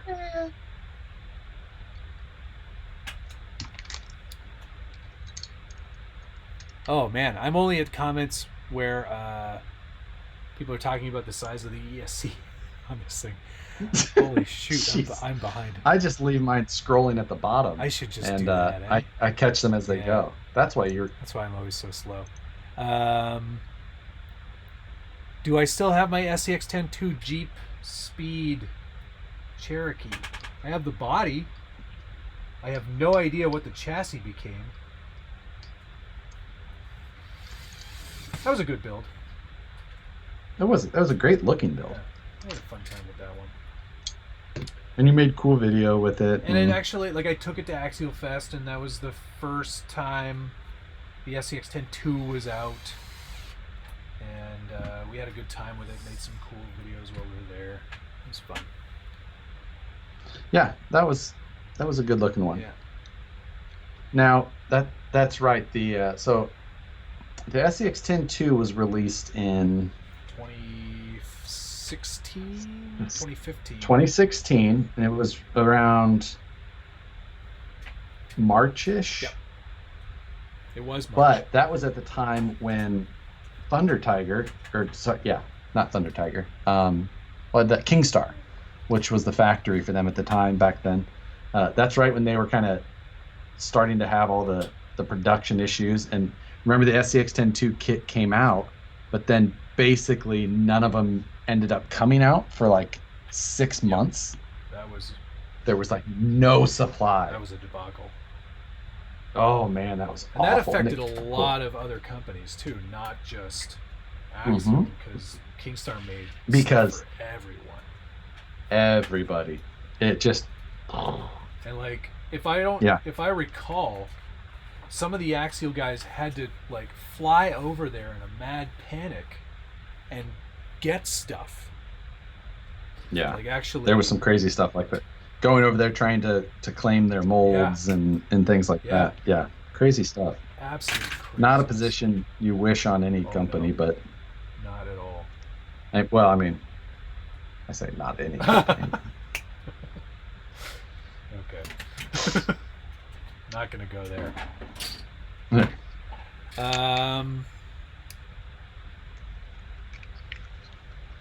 Get Mateo as a guest. Oh, he's a Tamiya fanatic. So I've seen some of his videos is all, I think. Hello. And he's never. Right. Okay, wait. I'm thinking of somebody else. I have seen know of his videos, but he's very knowledgeable. I thought and he does some awesome, like, he lives in Austria and has the best terrain in the whole world to run on. Yeah. But he does, like, he goes down to the like washout from the rivers after the glacier melt or ice melt in the winters, and does these awesome, like, vintage Tamiya buggy just running videos. He does some great stuff. He's a cool dude. Yeah.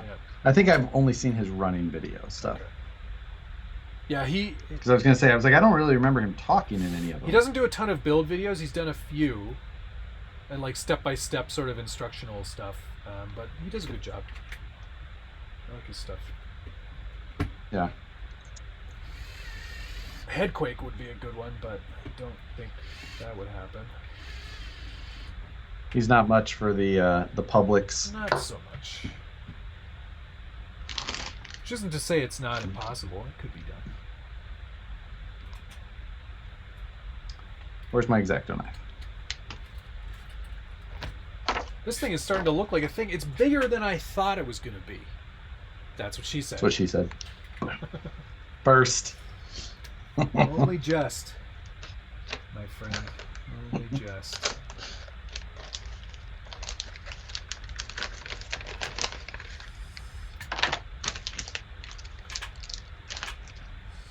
Yeah, let's. Green.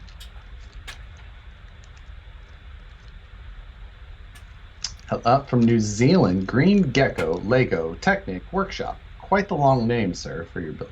Loved watching both of you guys' channels for years. Keep doing the collaborations. They're sick nice. from New Zealand. Sick as. Thank from you. New Zealand. That's how it's Sick. Thank you, Mr. Green Gecko Lego Technic Workshop. Oh, he likes the Lego, I guess. He does like the Maybe Lego. the Technic. We're gonna have some crossover content here soon. Yeah. Sweet. With my wife saying this is I hate trash. this. No. Why are you making me do this? What am I doing here? I was going to say, RCing around America. I feel bad for you, Matt. All those plastic parts trees. I just went through 6 years of trees last time I was home. Yeah, I've got a bunch of trees here. I got to disassemble as well. Such a pain. What do you mean? You keep the plastic parts trees? Well, yeah, if there's still parts on them. Sometimes. Why? Do you really? How often do you find yourself going back to them? Not often enough. You have a big box, right? And then how often do you go in there and be like, I'm gonna try and find a part for this? Very rarely. And I should go through and get rid of That's stuff. why you should just throw them away. No, I know. I just feel And then when you weird need throwing something, it out. just be like, no, I know. throw them away, and then buy the parts when you need them. That's the point it's when I go. It's the American way. No. It's the American way. That's when I go, oh man, why did I throw that thing out? I need that piece. Yeah, see, I found myself saying that at the same time, but then I've also found myself buying the same parts that I have over and over anyway. So how wasteful am I really being? As a great example, like I mean, I've got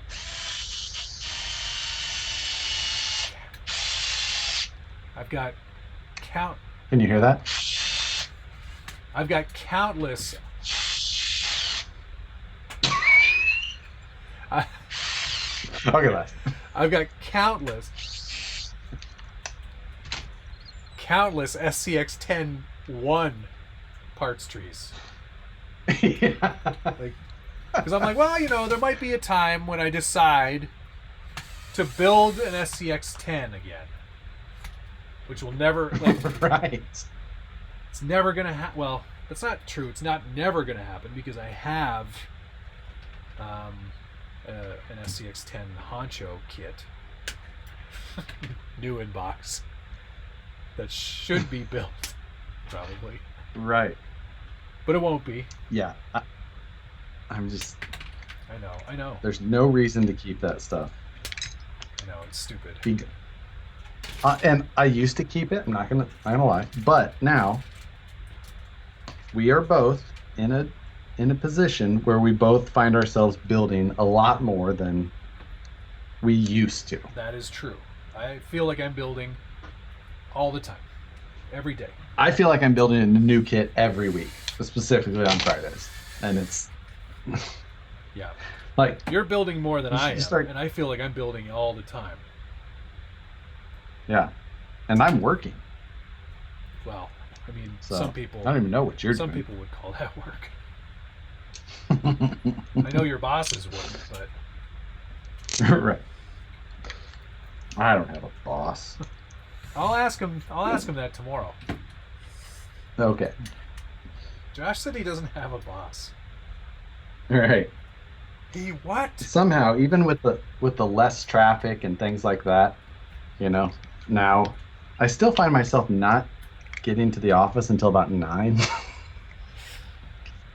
I don't know how this has turned into me coming in even later. I'm sure Jim has already been there for like 4 hours.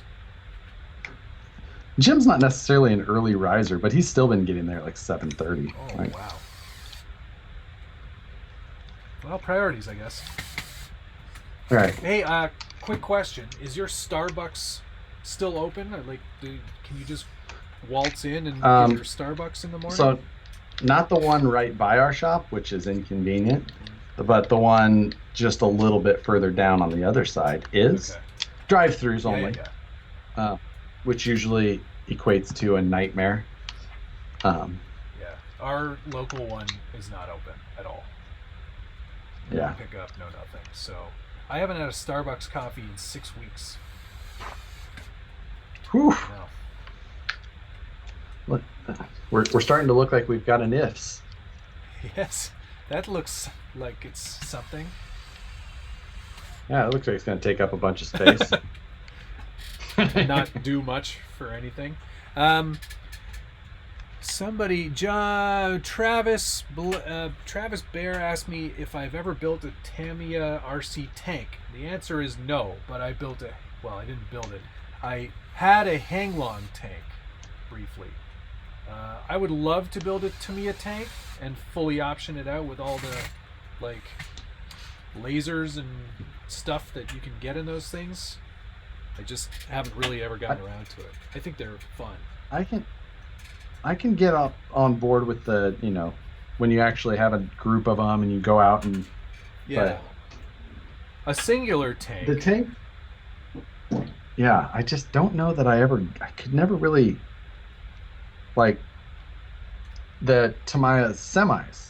I think those are sweet. I would really like to build one of those. But the tanks never did much for me. Yeah. I'm not really into the semis, which is weird. Tanks, at least you could take that off road.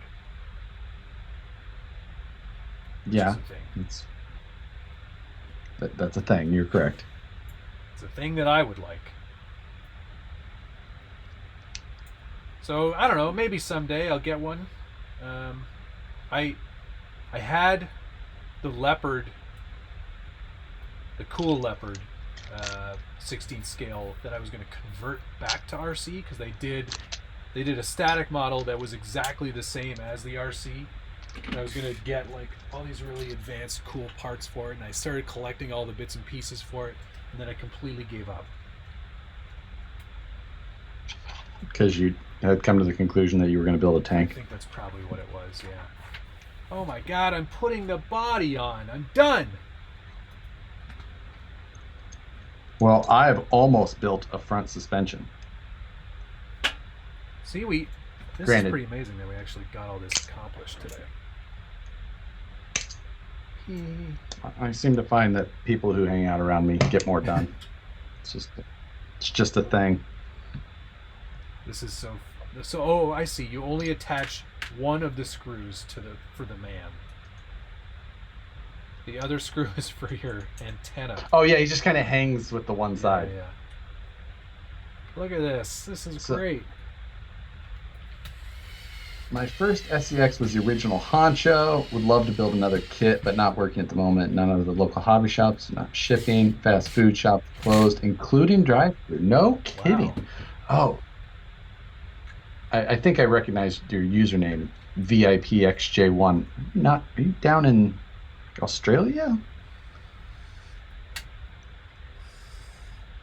Matt and Josh, what do you guys do to reduce stiction in your shocks? More specifically, I am referring to TRX4 shocks. You know what? I can't say that I saw much of that issue in my TRX4 shocks. I don't like the word stiction. You don't? Why? It doesn't sound like a real word. I believe it is a real word. I'm sure it is. I just don't like it. It doesn't sound like a word. Yeah. Well, that's unreasonable.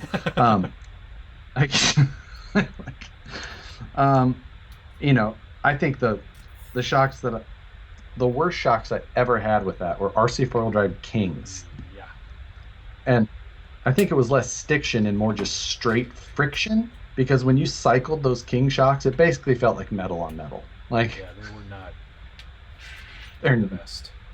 Look cool. Somebody's saying Tim's is still drive-through.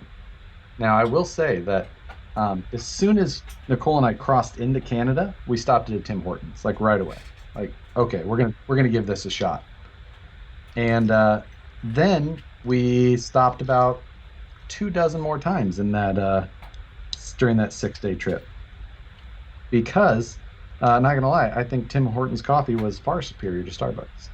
You're on your own.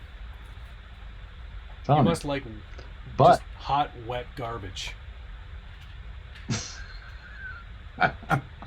but I will also say that, in all honesty, I'm talking just regular, coffee, not anything fancy, which I'm sure is your order.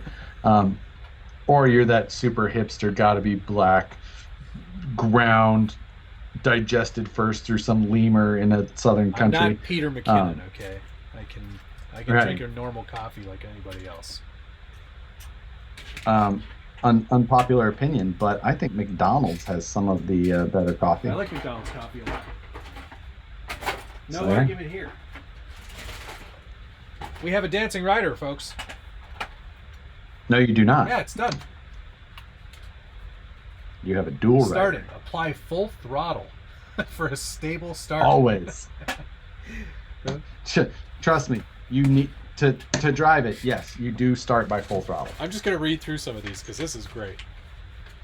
The model will proceed in the direction it is facing, even if the front wheel is pointing to the side. It's just going to plow. Just plow straight through. Also, well, the front, a lot of people don't know with the Dancing Rider that the front is passive. It does not have no any steering at all. steering. No, this This is just on a spring. That only there is a spring to help it center. only itself. very basic But center.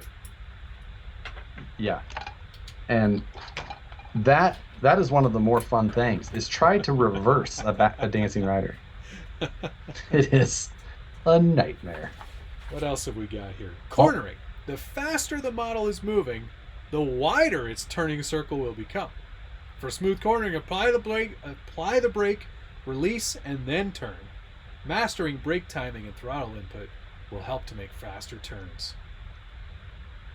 That's great. While I did not read this part of the manual, in hindsight now, hearing it, it sounds funny, but all of these things are the truest statements I've ever heard. Like, yes, you must try driving a Dancing Rider slow. It is a nightmare. And yeah, don't pay any attention to which way the wheel is pointing because it doesn't matter. No, that is not the point of this thing. I'm It will happy. straighten itself I'm happy out. with this. This turned out. It's not finished yet. It's not finished, and I'm going to show everybody why in a second. There's no self-respecting Scaled Builders Guild guy wouldn't put one of these. You're putting some sort of quirky sticker on I'm it. just putting one of my Scaled Builders Guild shields on the side there. Shields. Yeah. Okay. What else would you call it? The shield.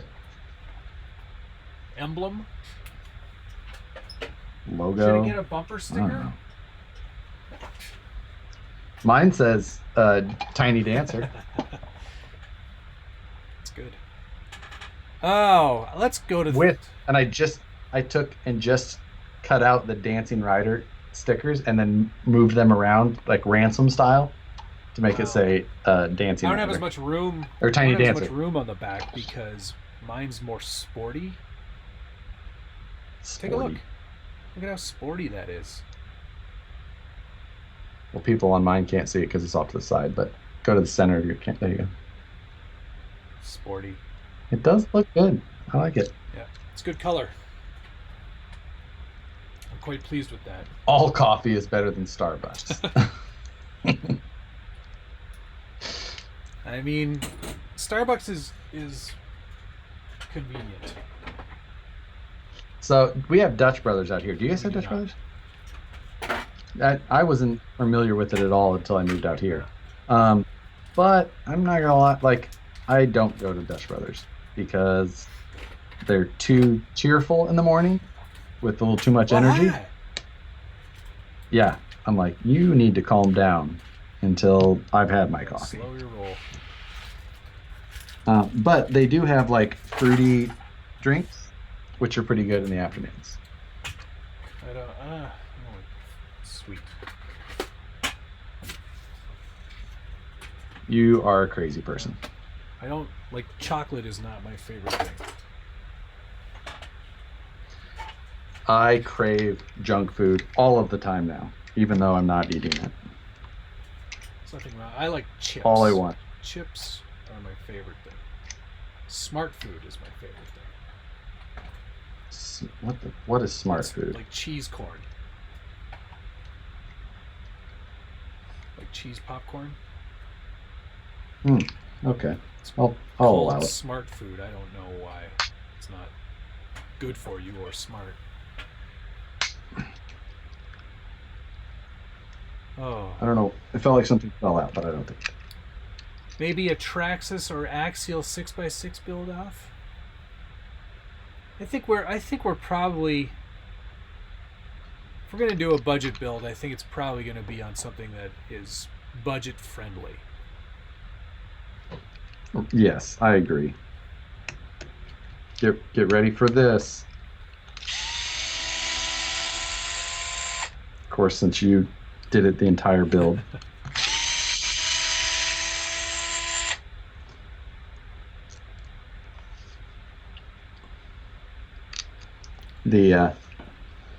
It's funny. This is another instructions note. It like shows the orientation of the steering arm one way, but it's actually for the other side. So it goes on one way, but it actually is oriented. I think I remember these instructions.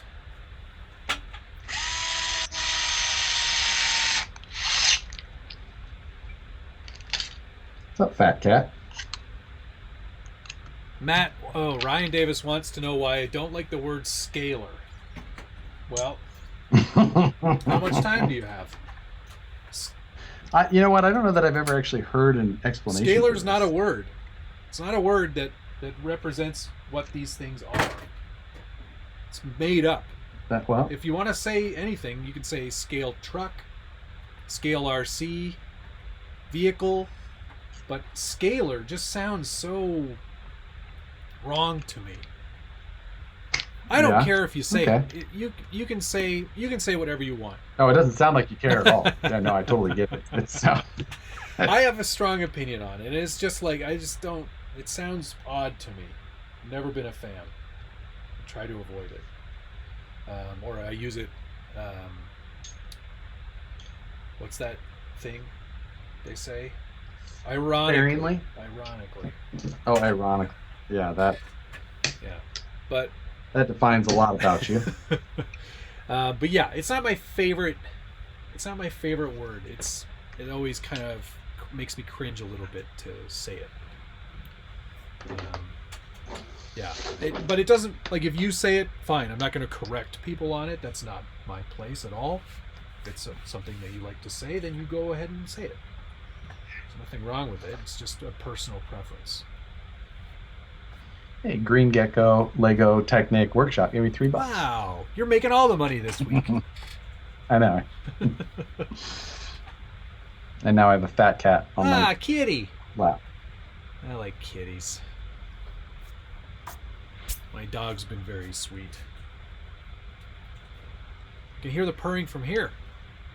A codpiece. Yeah, she's codpiece budget build off.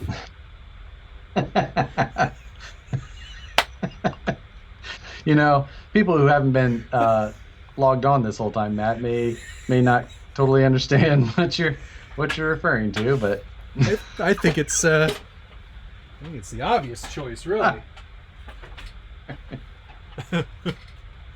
Yes.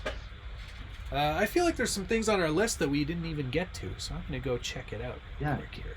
You do that while I pay some attention to this this thing. Should I build an Ultra? We already sort of touched on that, and the answer is yes. Obviously. Why do other forms of RC not pull us in like Scale RC does? Right. You should lead off with that one. I think for me, It's Hold on a second. Hold yeah, on go before ahead, you go start. ahead. Let me get ready here. All right, now go for it. It's partially Just kidding. Not gonna do that the whole it's time. part Even I'm annoyed with myself. it's partially, I think, that um, for me, I like recreating something that already exists, and trying to be as accurate as possible. That for me is definitely a fun part. The other elements of RC that I'm not into, like planes, for example, flight, I don't get the same satisfaction out of flight that I do for tiny trucks because it gets so far away from you so quickly. Like you can't be right beside it. Like the only photos you can take of, or the only video, for example, or photos that you can take of a plane is when it's sitting on the tarmac. It's really hard to get good photos of those things or video when they're in the air, unless you're like the guys at like Flight Path where they have a drone that's following the plane that they're doing the video on. Yeah, Flight Test has done a really good job man. with that kind of. I mean, it's really Yeah. impressive what they do there. I love that channel, by the way. But that's the thing. Like, I love that channel. I love the stuff they're doing, but it's just not for me. I just don't get the same value, excitement. Yeah, and I think that the airplane side is the only other side that actually does kind of start to grab me, because it's the FPV side of it, just that feeling of Being in the FPV aircraft is really immersive. Yeah, exactly. The immersive feeling is definitely cool. And when I did some FPV with some trucks, and that was really fun too. I had a blast doing that. But Right. Like I put one in my Dancing Rider for a bit. There you go. Uh, But like Also stuff fun, like and it was actually a really good vehicle for it because you actually got this like leaning sensation.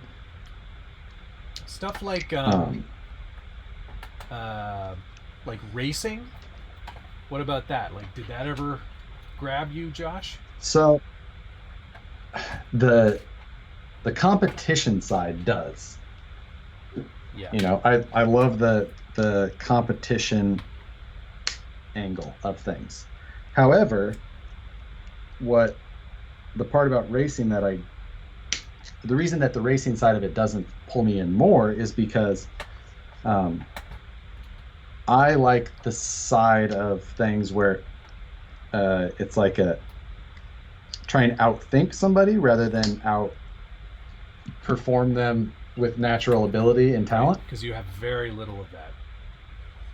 Exactly. Driving skill, that side of it in that type of truck, not where my skills are best displayed. Right. So, but and racing is so down to just this and that, and a whole new car comes out, but it's basically just a very minorly tweaked car of this, and it's like it's not something you get to actually just build yourself from. So, I want to be able to build it and create it like or have the option to create from scratch, and just does. And that's like Ultra 4 racing. That's really good. If Ultra 4 would have been around for longer while I was out here and more popular, I would have jumped into that. Yeah, more. for sure. And I can see the kind of the attraction to that, because it still kind of takes something that is almost like there is a bit of a one-to-one kind of thing there. Right. Whereas with everything else, like buggy racing is just, I don't know. I don't see the joy in that. And especially of the stuff I have seen, it's a pretty cranky world. Oh, like, there's not a lot of camaraderie. Yeah, people seem to just be whiny babies in that. And honestly, that side of it kind of brought out some of that it did bring out some of that in Ultra 4. Right. So, right. It's racing is still racing. It still brings out racer mentality stuff. Nothing kills fun like something like that. One moment there of dropped frames. Wow, that's crazy. Yeah. First, I'm still at 0, just in case you're wondering. PC 1. Well, I'll say Internet Mac 1, connection. PC 1 at this Internet point. connection, not PC or Mac. Come on. All right. So what about like boats? I would be into boats if there were more calm waters around here. Yeah, I liked like there's some aspect of the boat side that I think is kind of cool, but at the same time, I I don't know. Like boats are, I guess, kind of fall into that plane category like you. Like I feel like with boats, you're always just doing this stupid little circle. Yeah, true. Yeah, Like yeah. cool. Like That's a good all point. right, what next? Because this is boring. At least planes, you can go do a loop. You can go do, you know, you can kind of screw around and go do something different. But man, boats, you were really just kind of Yeah, you're just zipping around in circles. yeah. Like Fair enough. I Fair don't know. enough. Yeah, It's racing is that's actually really a good point. Fast Fixer said racing is more for the participants. You don't watch YouTube videos of it. Uh, oh, that's a good. yeah, I mean sometimes I do, sometimes I don't. Um, like I, if anything, I like the on-road racing more. Which I don't know. It sounds strange, but on-road to me Yeah, is that more interesting than off-road, in terms of like RC, especially like I love F1. So like if I saw an F1 10th scale race of like the who makes F1 style, does Associated still have one? okay. Associated makes one. Tamiya makes Yeah. one. Like if Then there's some of like the little brands. that I could see myself being interested in, or like Mini Z, that would be fun. Because Mini Zs are so. God, you're I weird. know I'm a weirdo. Like the F for I've watched some. You know, the only on-road races that I've found like myself being captivated by, like I'll see a clip of and like is like the 8th scale on-road cars that are just zipping at crazy speeds. No, they're 12th scale, man. Those are the tiny ones, but they're so. No, I've seen those. Like fast. those are the carpet ones. Yeah. Yeah, the carpet. Like the wedge. But like the 8th scale, I'm talking like the 8th scale asphalt racing ones. Okay.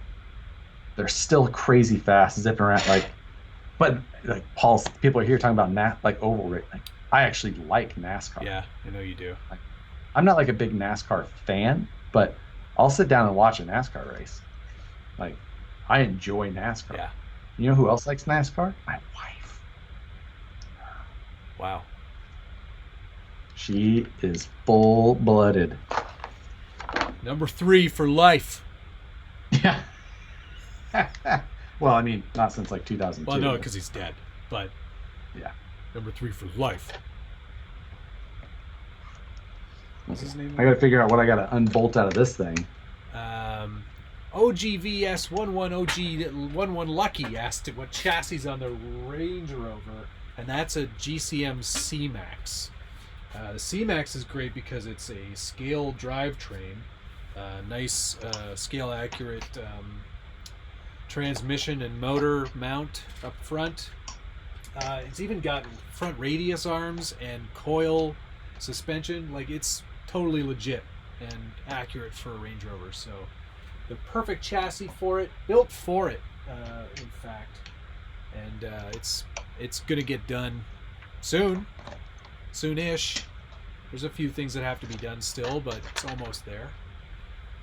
Thanks for asking about that. It's one of my favorite trucks on the bench that isn't done yet.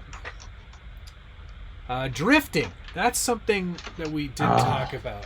Man, see, that's the thing. Drifting should be something I'm really interested in because those guys get pretty accurate with their builds and they look cool as heck. They really do. Like opening doors and lights and moving steering wheels and wipers and all that fun stuff. But again, it's just one of those things that I just don't get it. I don't get it. So, I have done drifting. I actually enjoyed the driving part of it, but for me, it's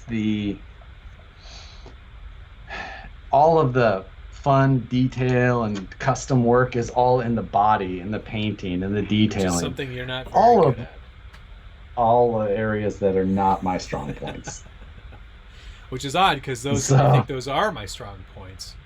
And I still don't have any interest in it. You know what? Maybe I should do one. I should do a drift build just to say I did one. Yeah, and drive one. I mean... Well, that's not... Because... No. One thing at a time. Yeah, you don't drive anything. It's not entirely true. I drive some things. You don't drive. That's not true. I do. Okay, I'm very good at it, too. You're going to have to find a different park, I guess. Yeah, that's true. Or like a gym. Right. The drifting is easier to film. That's true, Moose Jaw. Oh, yeah. Mike, I not... guess I haven't watched a lot of, like, good drift videos. Like, I know that I'm sure that there are some. I just don't. It's not something I've searched out. Yeah, I don't know. I'm sure there's a drift club around here. I did it when I was in Kansas City, and there was a drift club they had started. It was basically I started doing it right when they started the club and all that, so it was all like. I mean, I don't think drifting was just starting by any means when I started, but or when I did it, but it was definitely kind of in its first boom. Mike J, I'm not intentionally skipping your questions, but I see you talking a lot about CR01s. Oh, the Ultima CR01. Yeah. Yeah, there was that. I think I'm going to have to take off my old chassis braces, my old turbo mounts. Turbo mounts. They were my to try and stop from breaking off the front of the chassis in the race.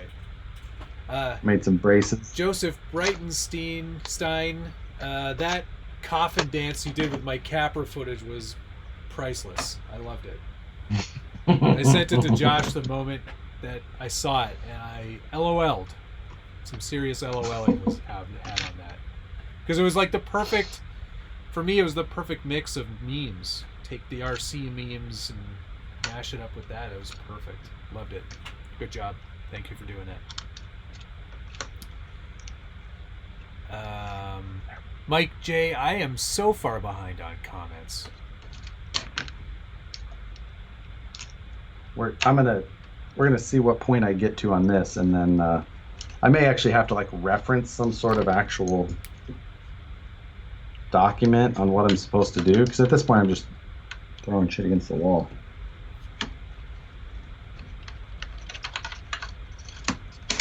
I'm just going with where I think these things would be designed for, and I think that it's correct.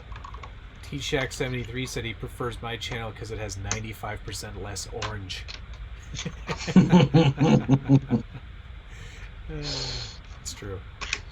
I'm so less orange. Although there is an orange truck in the bottom. What is that, left? Audio bites here, but is fine on Josh's channel. I don't know how you guys can think that. And no one else has complained about it. Except one person. Maybe it's just you.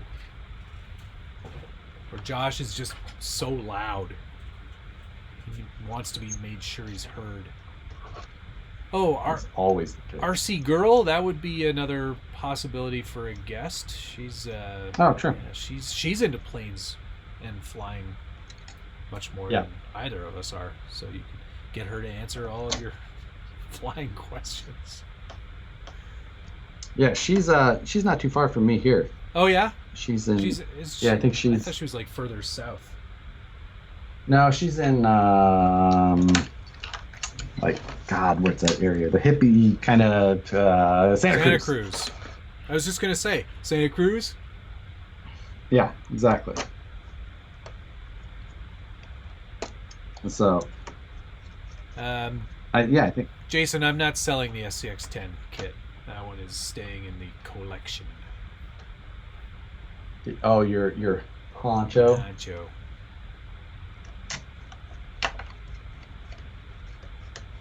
I think I've damn near got myself an IFS. If anybody wants to Great. see what an IFS system already looks like, done, I have it finished already over here.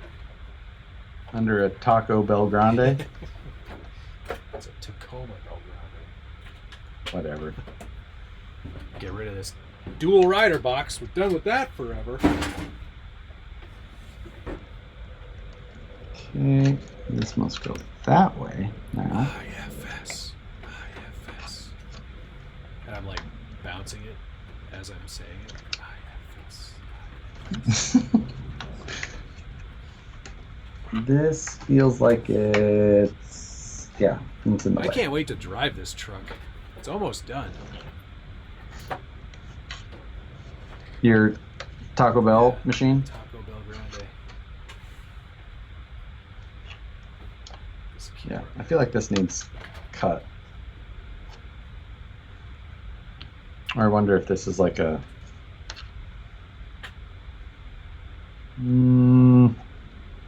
I should probably consult some sort of directions. I feel like this just needs to get trimmed. Trimming it. Shaving a haircut? Shane, the only difference between the dual rider and the dancing rider is the body. And the plastics are black on the dual rider versus gray on the dancing rider. Which looks way sicker, I might say. And it does look better. I'll give you that. Yeah. And the man inside is very happy. Yeah, he's very Tamiya happy. I agree.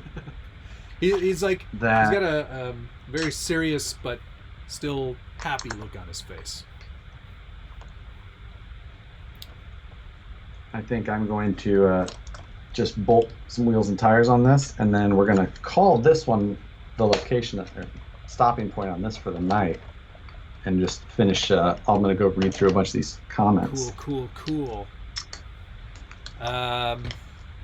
Jacob, this is the Element IFS conversion on an Enduro. And I'm also running the Proline metric body with all the Night Customs 3D printed bits and pieces, fenders, bumpers, grill, engine, motor, whatever you call it. Petrol, fuel, Scale motor. But let's just... Yeah, that's a Wraith, everybody. Look at his crummy old Wraith. I mean, no shocks installed properly yet, but 1.9 Wraith IFS, kind of cool. Yeah. Kind of dig it. Yeah, dude. That's going to be great. Can you maybe put your camera down a little bit lower so everyone else can see it? Everyone on that channel. Oh, yeah. IFS. You're going to have to figure out some shock extension doodads. Well, I don't have any shocks on that. No, right I now. know, but you'll have to figure something out because Oh, yeah, I think moves they them use up something. quite aggressively. Might be able to use what they use. Yeah.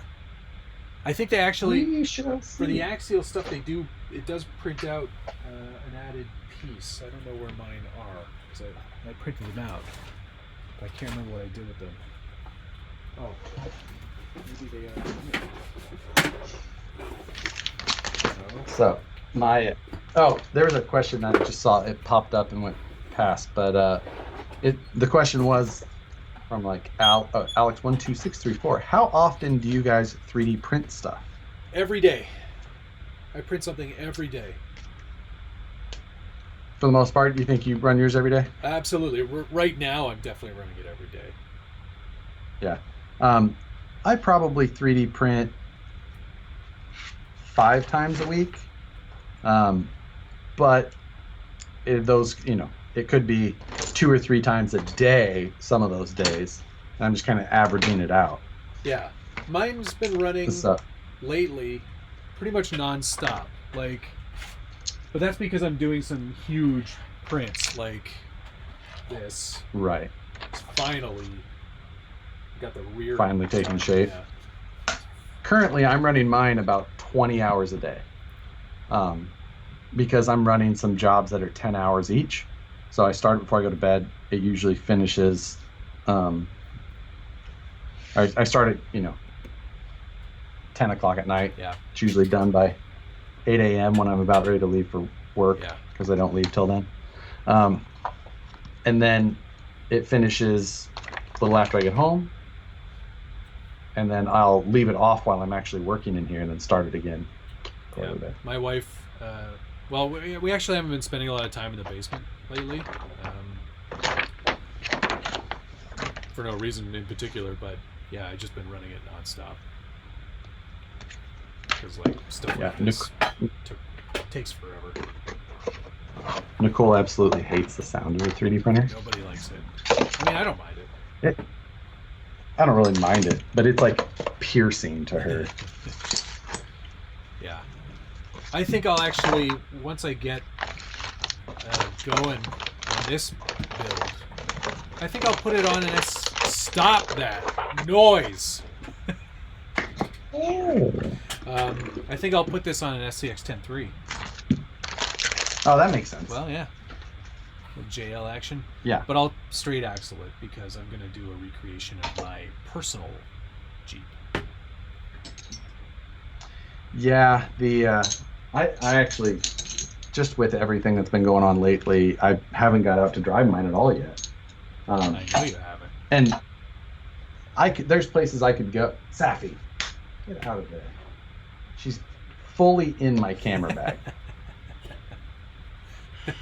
What are you doing?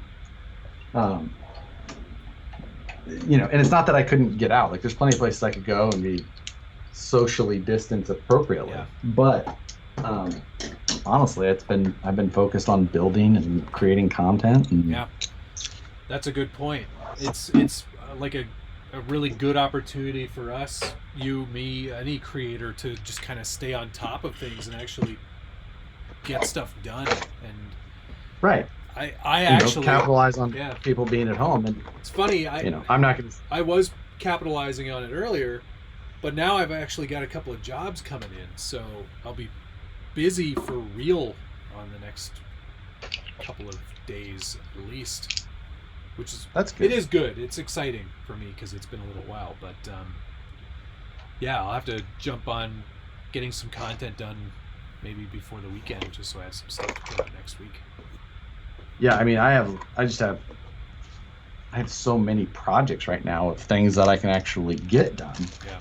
It's, I needed some parts and things like that. I told you about that warehouse that we went and got all those parts out of before, right? So, you've heard of Gropner? Yeah. So, their U.S. distribution was here, like not too far from. So, and they Gropner closed all of their branches except for their one that they built in Korea. Okay. So everything that was here, they were basically getting rid of. Wow. So we got like 60 some odd hard radio cases, like nice big cases. And then there was little stuff that they were throwing away by like the pallet load. And one of them was things like this baggie here, which is servo ends. Oh yeah. Just because I don't know if you ever cut and then re-pin your servos or servo leads. And I do it all the time. But it's like one of those things, like I'm always going and buying like the 4-pack or 6-pack at the hobby shop. You never need to buy them again. But no, I've got like this says 50 pieces. And the good thing is that I've got like 50 of these bags. Oh my god. That's crazy. Yeah. So I'm really needing a swap meet to get fired up. Yeah, no kidding. Gotta get rid of some of that junk. That's amazing. My cat is has her face in my shoes, and then is like kicking them. Yeah, must smell real good. Cage Rage 21, real love the budget build series you guys do. You kick ass. Thanks, man. We do. No, we actually, I love the budget build series because it gives me a chance to kind of flex a little bit and think outside the box and think about what we can do and keep the cost down but still get a lot accomplished with a truck. So that's that's definitely fun. Thank you for following along with those. Yeah, the budget stretching tips. Now I'm worried because she disappeared and I don't know where she went. Oh, there she is. The budget stretching tips on the budget builds. What's your go-to there? Yeah, I don't. Since you're saying you're gonna flex your skills. That was more about the scale accuracy than anything. Oh. But budget stretching, I like to buy my styrene in bulk. Oh, so wow. I buy styrene sheets that are 4 foot by 8 foot, and then I'll use like one. In fact, I haven't had to buy styrene in 2 years probably, because I bought 2 sheets or 3 sheets, 060 and 030, and I've literally used that for every build since forever. So good value because it's like $20 a sheet, which is about that's about right. Which is way less than what you're paying when you buy like Plastruct. You're paying $5 or $6 when you're buying the 9 by 12 inch. Right. So yeah, I bought it that used to be my backdrop on my old bench.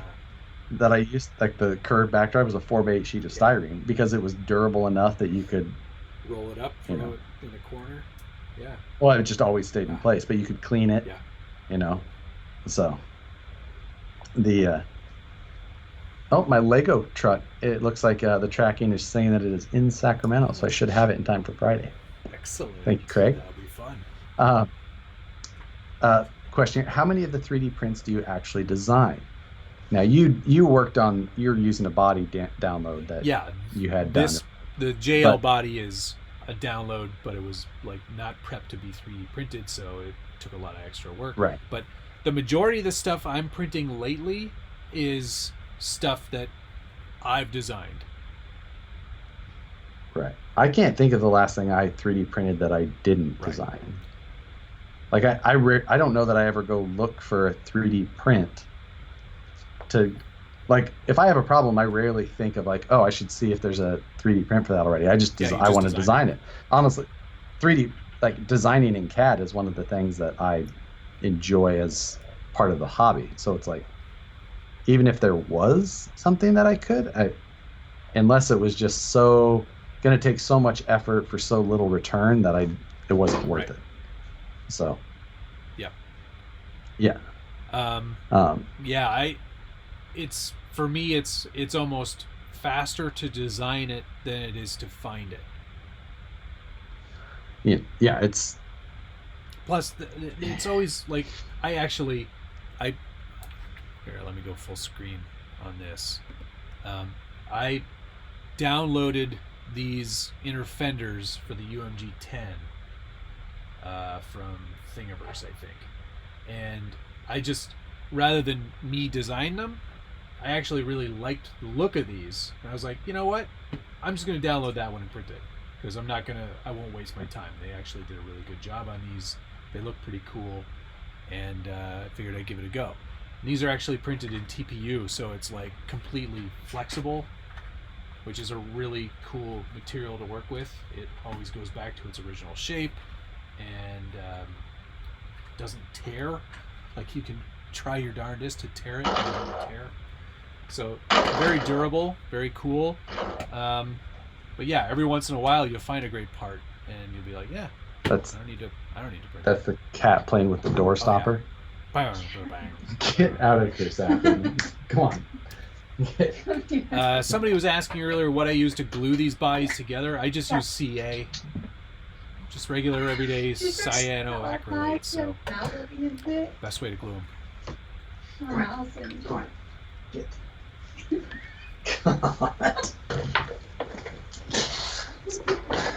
God. I'm really looking forward to having a kitten. Yeah, that's gonna be fun. That's gonna make everything Lucky better. You. Oh my god. I'm so glad I skipped the puppy phase. That was the best thing. Yeah. CCX actually he said, hey, did you 3D print the mount for the IFS for the Wraith? No, that's good. But I also didn't 3D print it either. It was shipped to me, designed and printed. and with like I didn't. It was just a thing that crawling fin is the one I'm using, the one he designed, and he just said, "Hey, do you want to try this? I'll ship it to you." Like, okay, Yeah, absolutely. So, Yeah. what do you know? Somebody was asking if I was gonna do another no prep episode. Red and White Cooper was asking. I probably will. I am waiting on a body to be painted for me. I have a body that I guess I could paint myself. Let's see how that turned out. I guess there's nothing really stopping me from taking it out. It's ready to go. Yeah, I need to get mine out soon. I've got a body that I just need to get some paint on as well. I gotta glue the tires. That's the only other thing. Yeah, I picked up a new brush the other day though, so I can probably get that knocked out. 6-inch brush. Yeah, it's a big body. Yeah, you're gonna try and paint that body with a 1-inch? Man, I don't take think you like at least 10 minutes. It's not a dancing rider. Like. The project list is getting shorter, though. I must say, this time away from work is good. It's actually mine is not getting shorter. Mine is multiplying. Wow. But I've been getting things done. Like the active suspension car, it's going to get wrapped up soon. The 1.9 Wraith is actually going to see some attention, which has been a point of contention on the channel recently. Sorely needed. So that it needs some new wheels and tires. The Bomber is a project that just came out of nowhere that has already absorbed a lot of funds. Well, yeah, I mean, I'm like, you get a free car, and now I'm already like $600 or $700 into this thing with a brushless system, new servo, pro spec shocks, the high altitude performance, transmission skid plate back half, tires. You got a lot to do. Yeah, it's gonna be a lot. Well, let me see. Let me think off the top of my head. Okay, 6x6 Cherokee.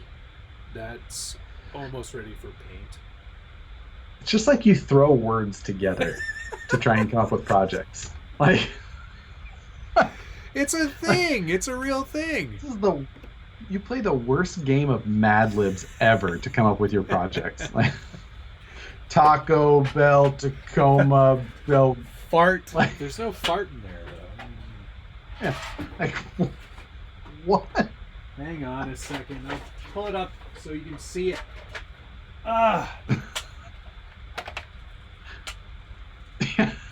Look, see? It's a real thing. You knew I was making this. I know, but it's just when you actually say things out loud, sometimes it makes you realize. It doesn't even fit in the camera view very well. It's so big. There. That's better. Richard built this body, and I've been tasked with finishing it. Really fortuitous, the UMG 6x6 rear part of the bed fits perfectly inside it. So I don't need to do a full interior out of styrene. I can just fake it with that one. And see, I just had a good idea. Here we go. Next season 3 of Flip That Truck, I want to start with an XJ, and by the end of it, I want to trade it for an XJ. Or a real one. A real one. It wouldn't be too hard. I'm guessing I could get there in 4 trucks. Yeah, I'll give you that. 4 trucks, I bet you could do it too.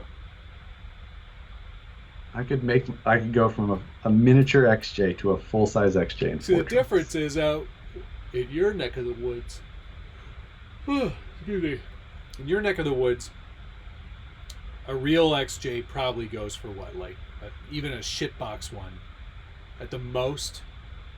$2,000. I was going to say $1,500 to $2,000. Whereas you used to be able to buy XJs for like $500. But now they know what they have. Right. I know what I have. No low balls. Out on this coast, those same XJs would be like $4,500. What? People are dumb. They're half off over there. They're all rusted. Yeah, exactly. I know what I have though. Doesn't even come with a frame. It's ridiculous. Yeah. Yeah. 6x6 Cherokee, so scalar. Look, this is a real thing. This was really made. Yeah. You've been on Facebook. A lot of things have been really made. You should follow the Gambler 500 page. J.R. Lawson, since Josh did it, go back and read comments. Maybe you'll see this idea for a build. Josh builds a truck and you trick it out with scale stuff. Well, we talked about that, I think, at one point, didn't we? Mm-hmm. Yeah, something like that. Or you send your Chevy to Josh. No. And he sends his VS410 Capra to you, and you both put your own touch on it, and then send them back. If I sent that, where is it? If I sent that Chevy to Josh, I'd never see it again. I'd fix it. I'd do all the body work, get it all fixed and straight. Paint it one color for you. Paint it one color. I fixed it. Put new tires on it. It'd be like a really bad episode of Overhauling. Yeah.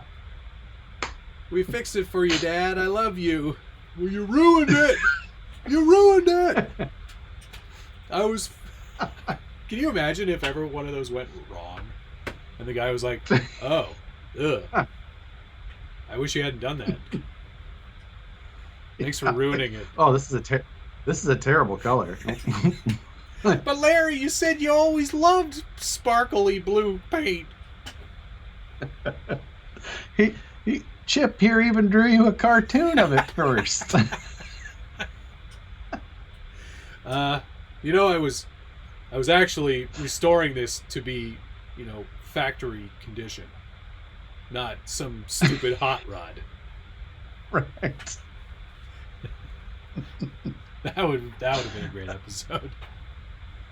Oh my God. Yeah, that's Auto Atrocities on Instagram. Oh, that's where Matt finds his builds. I'm gonna look that up right now. His 6x6 Cherokees. That's also where I found the half-track Toyota. Yeah, I'm telling you, the game of Mad Libs over there. I'm going to come up with the next build sheet, Matt's build sheet. It's just going to be column A and column B, and you get drunk and circle three things. Holy crap, I'm in love. This is the best Instagram page ever. There's a Miata.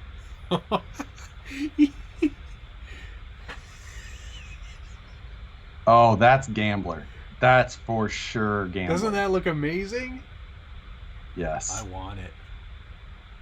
I mean, I don't know what you can really do bad to a Miata, because it's still a Miata. You don't like Miatas? Not at their core.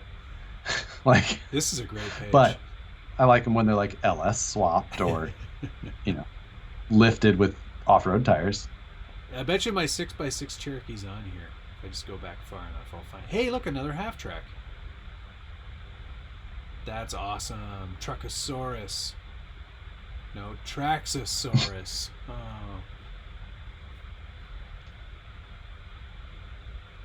What? Oh, God. It looks like one of those photos where they keep photoshopping the front end off of something. Like, this is great. What a page. I'm in love. All right. Thanks for that tip. That was Moose Jaw for you. Moose Jaw, the best. All right. What do you think? It's been 3.5 hours. Yes. Are we done? So in conclusion, IFS kit, small box, big adventures.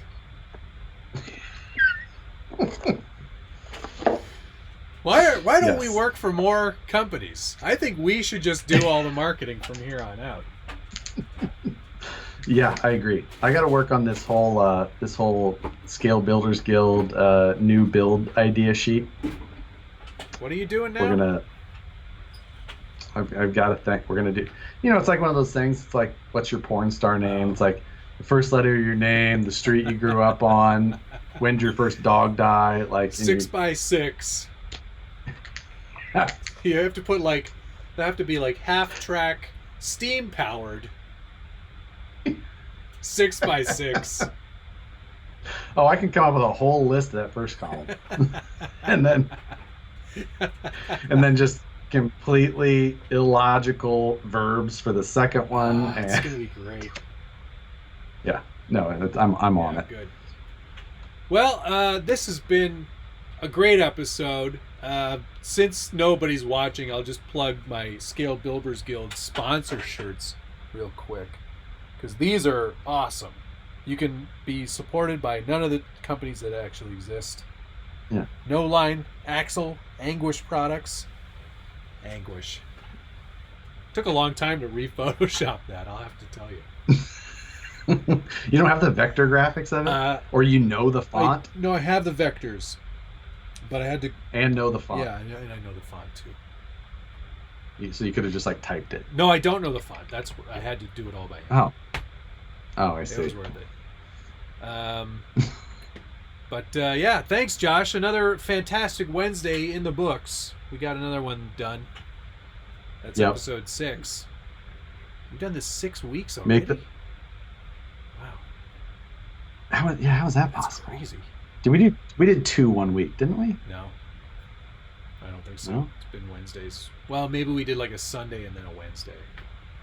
Yeah, something like that. But hey, this has been a slice. We'll have to figure out our next guest and also maybe answer some of these questions. I think we should do it.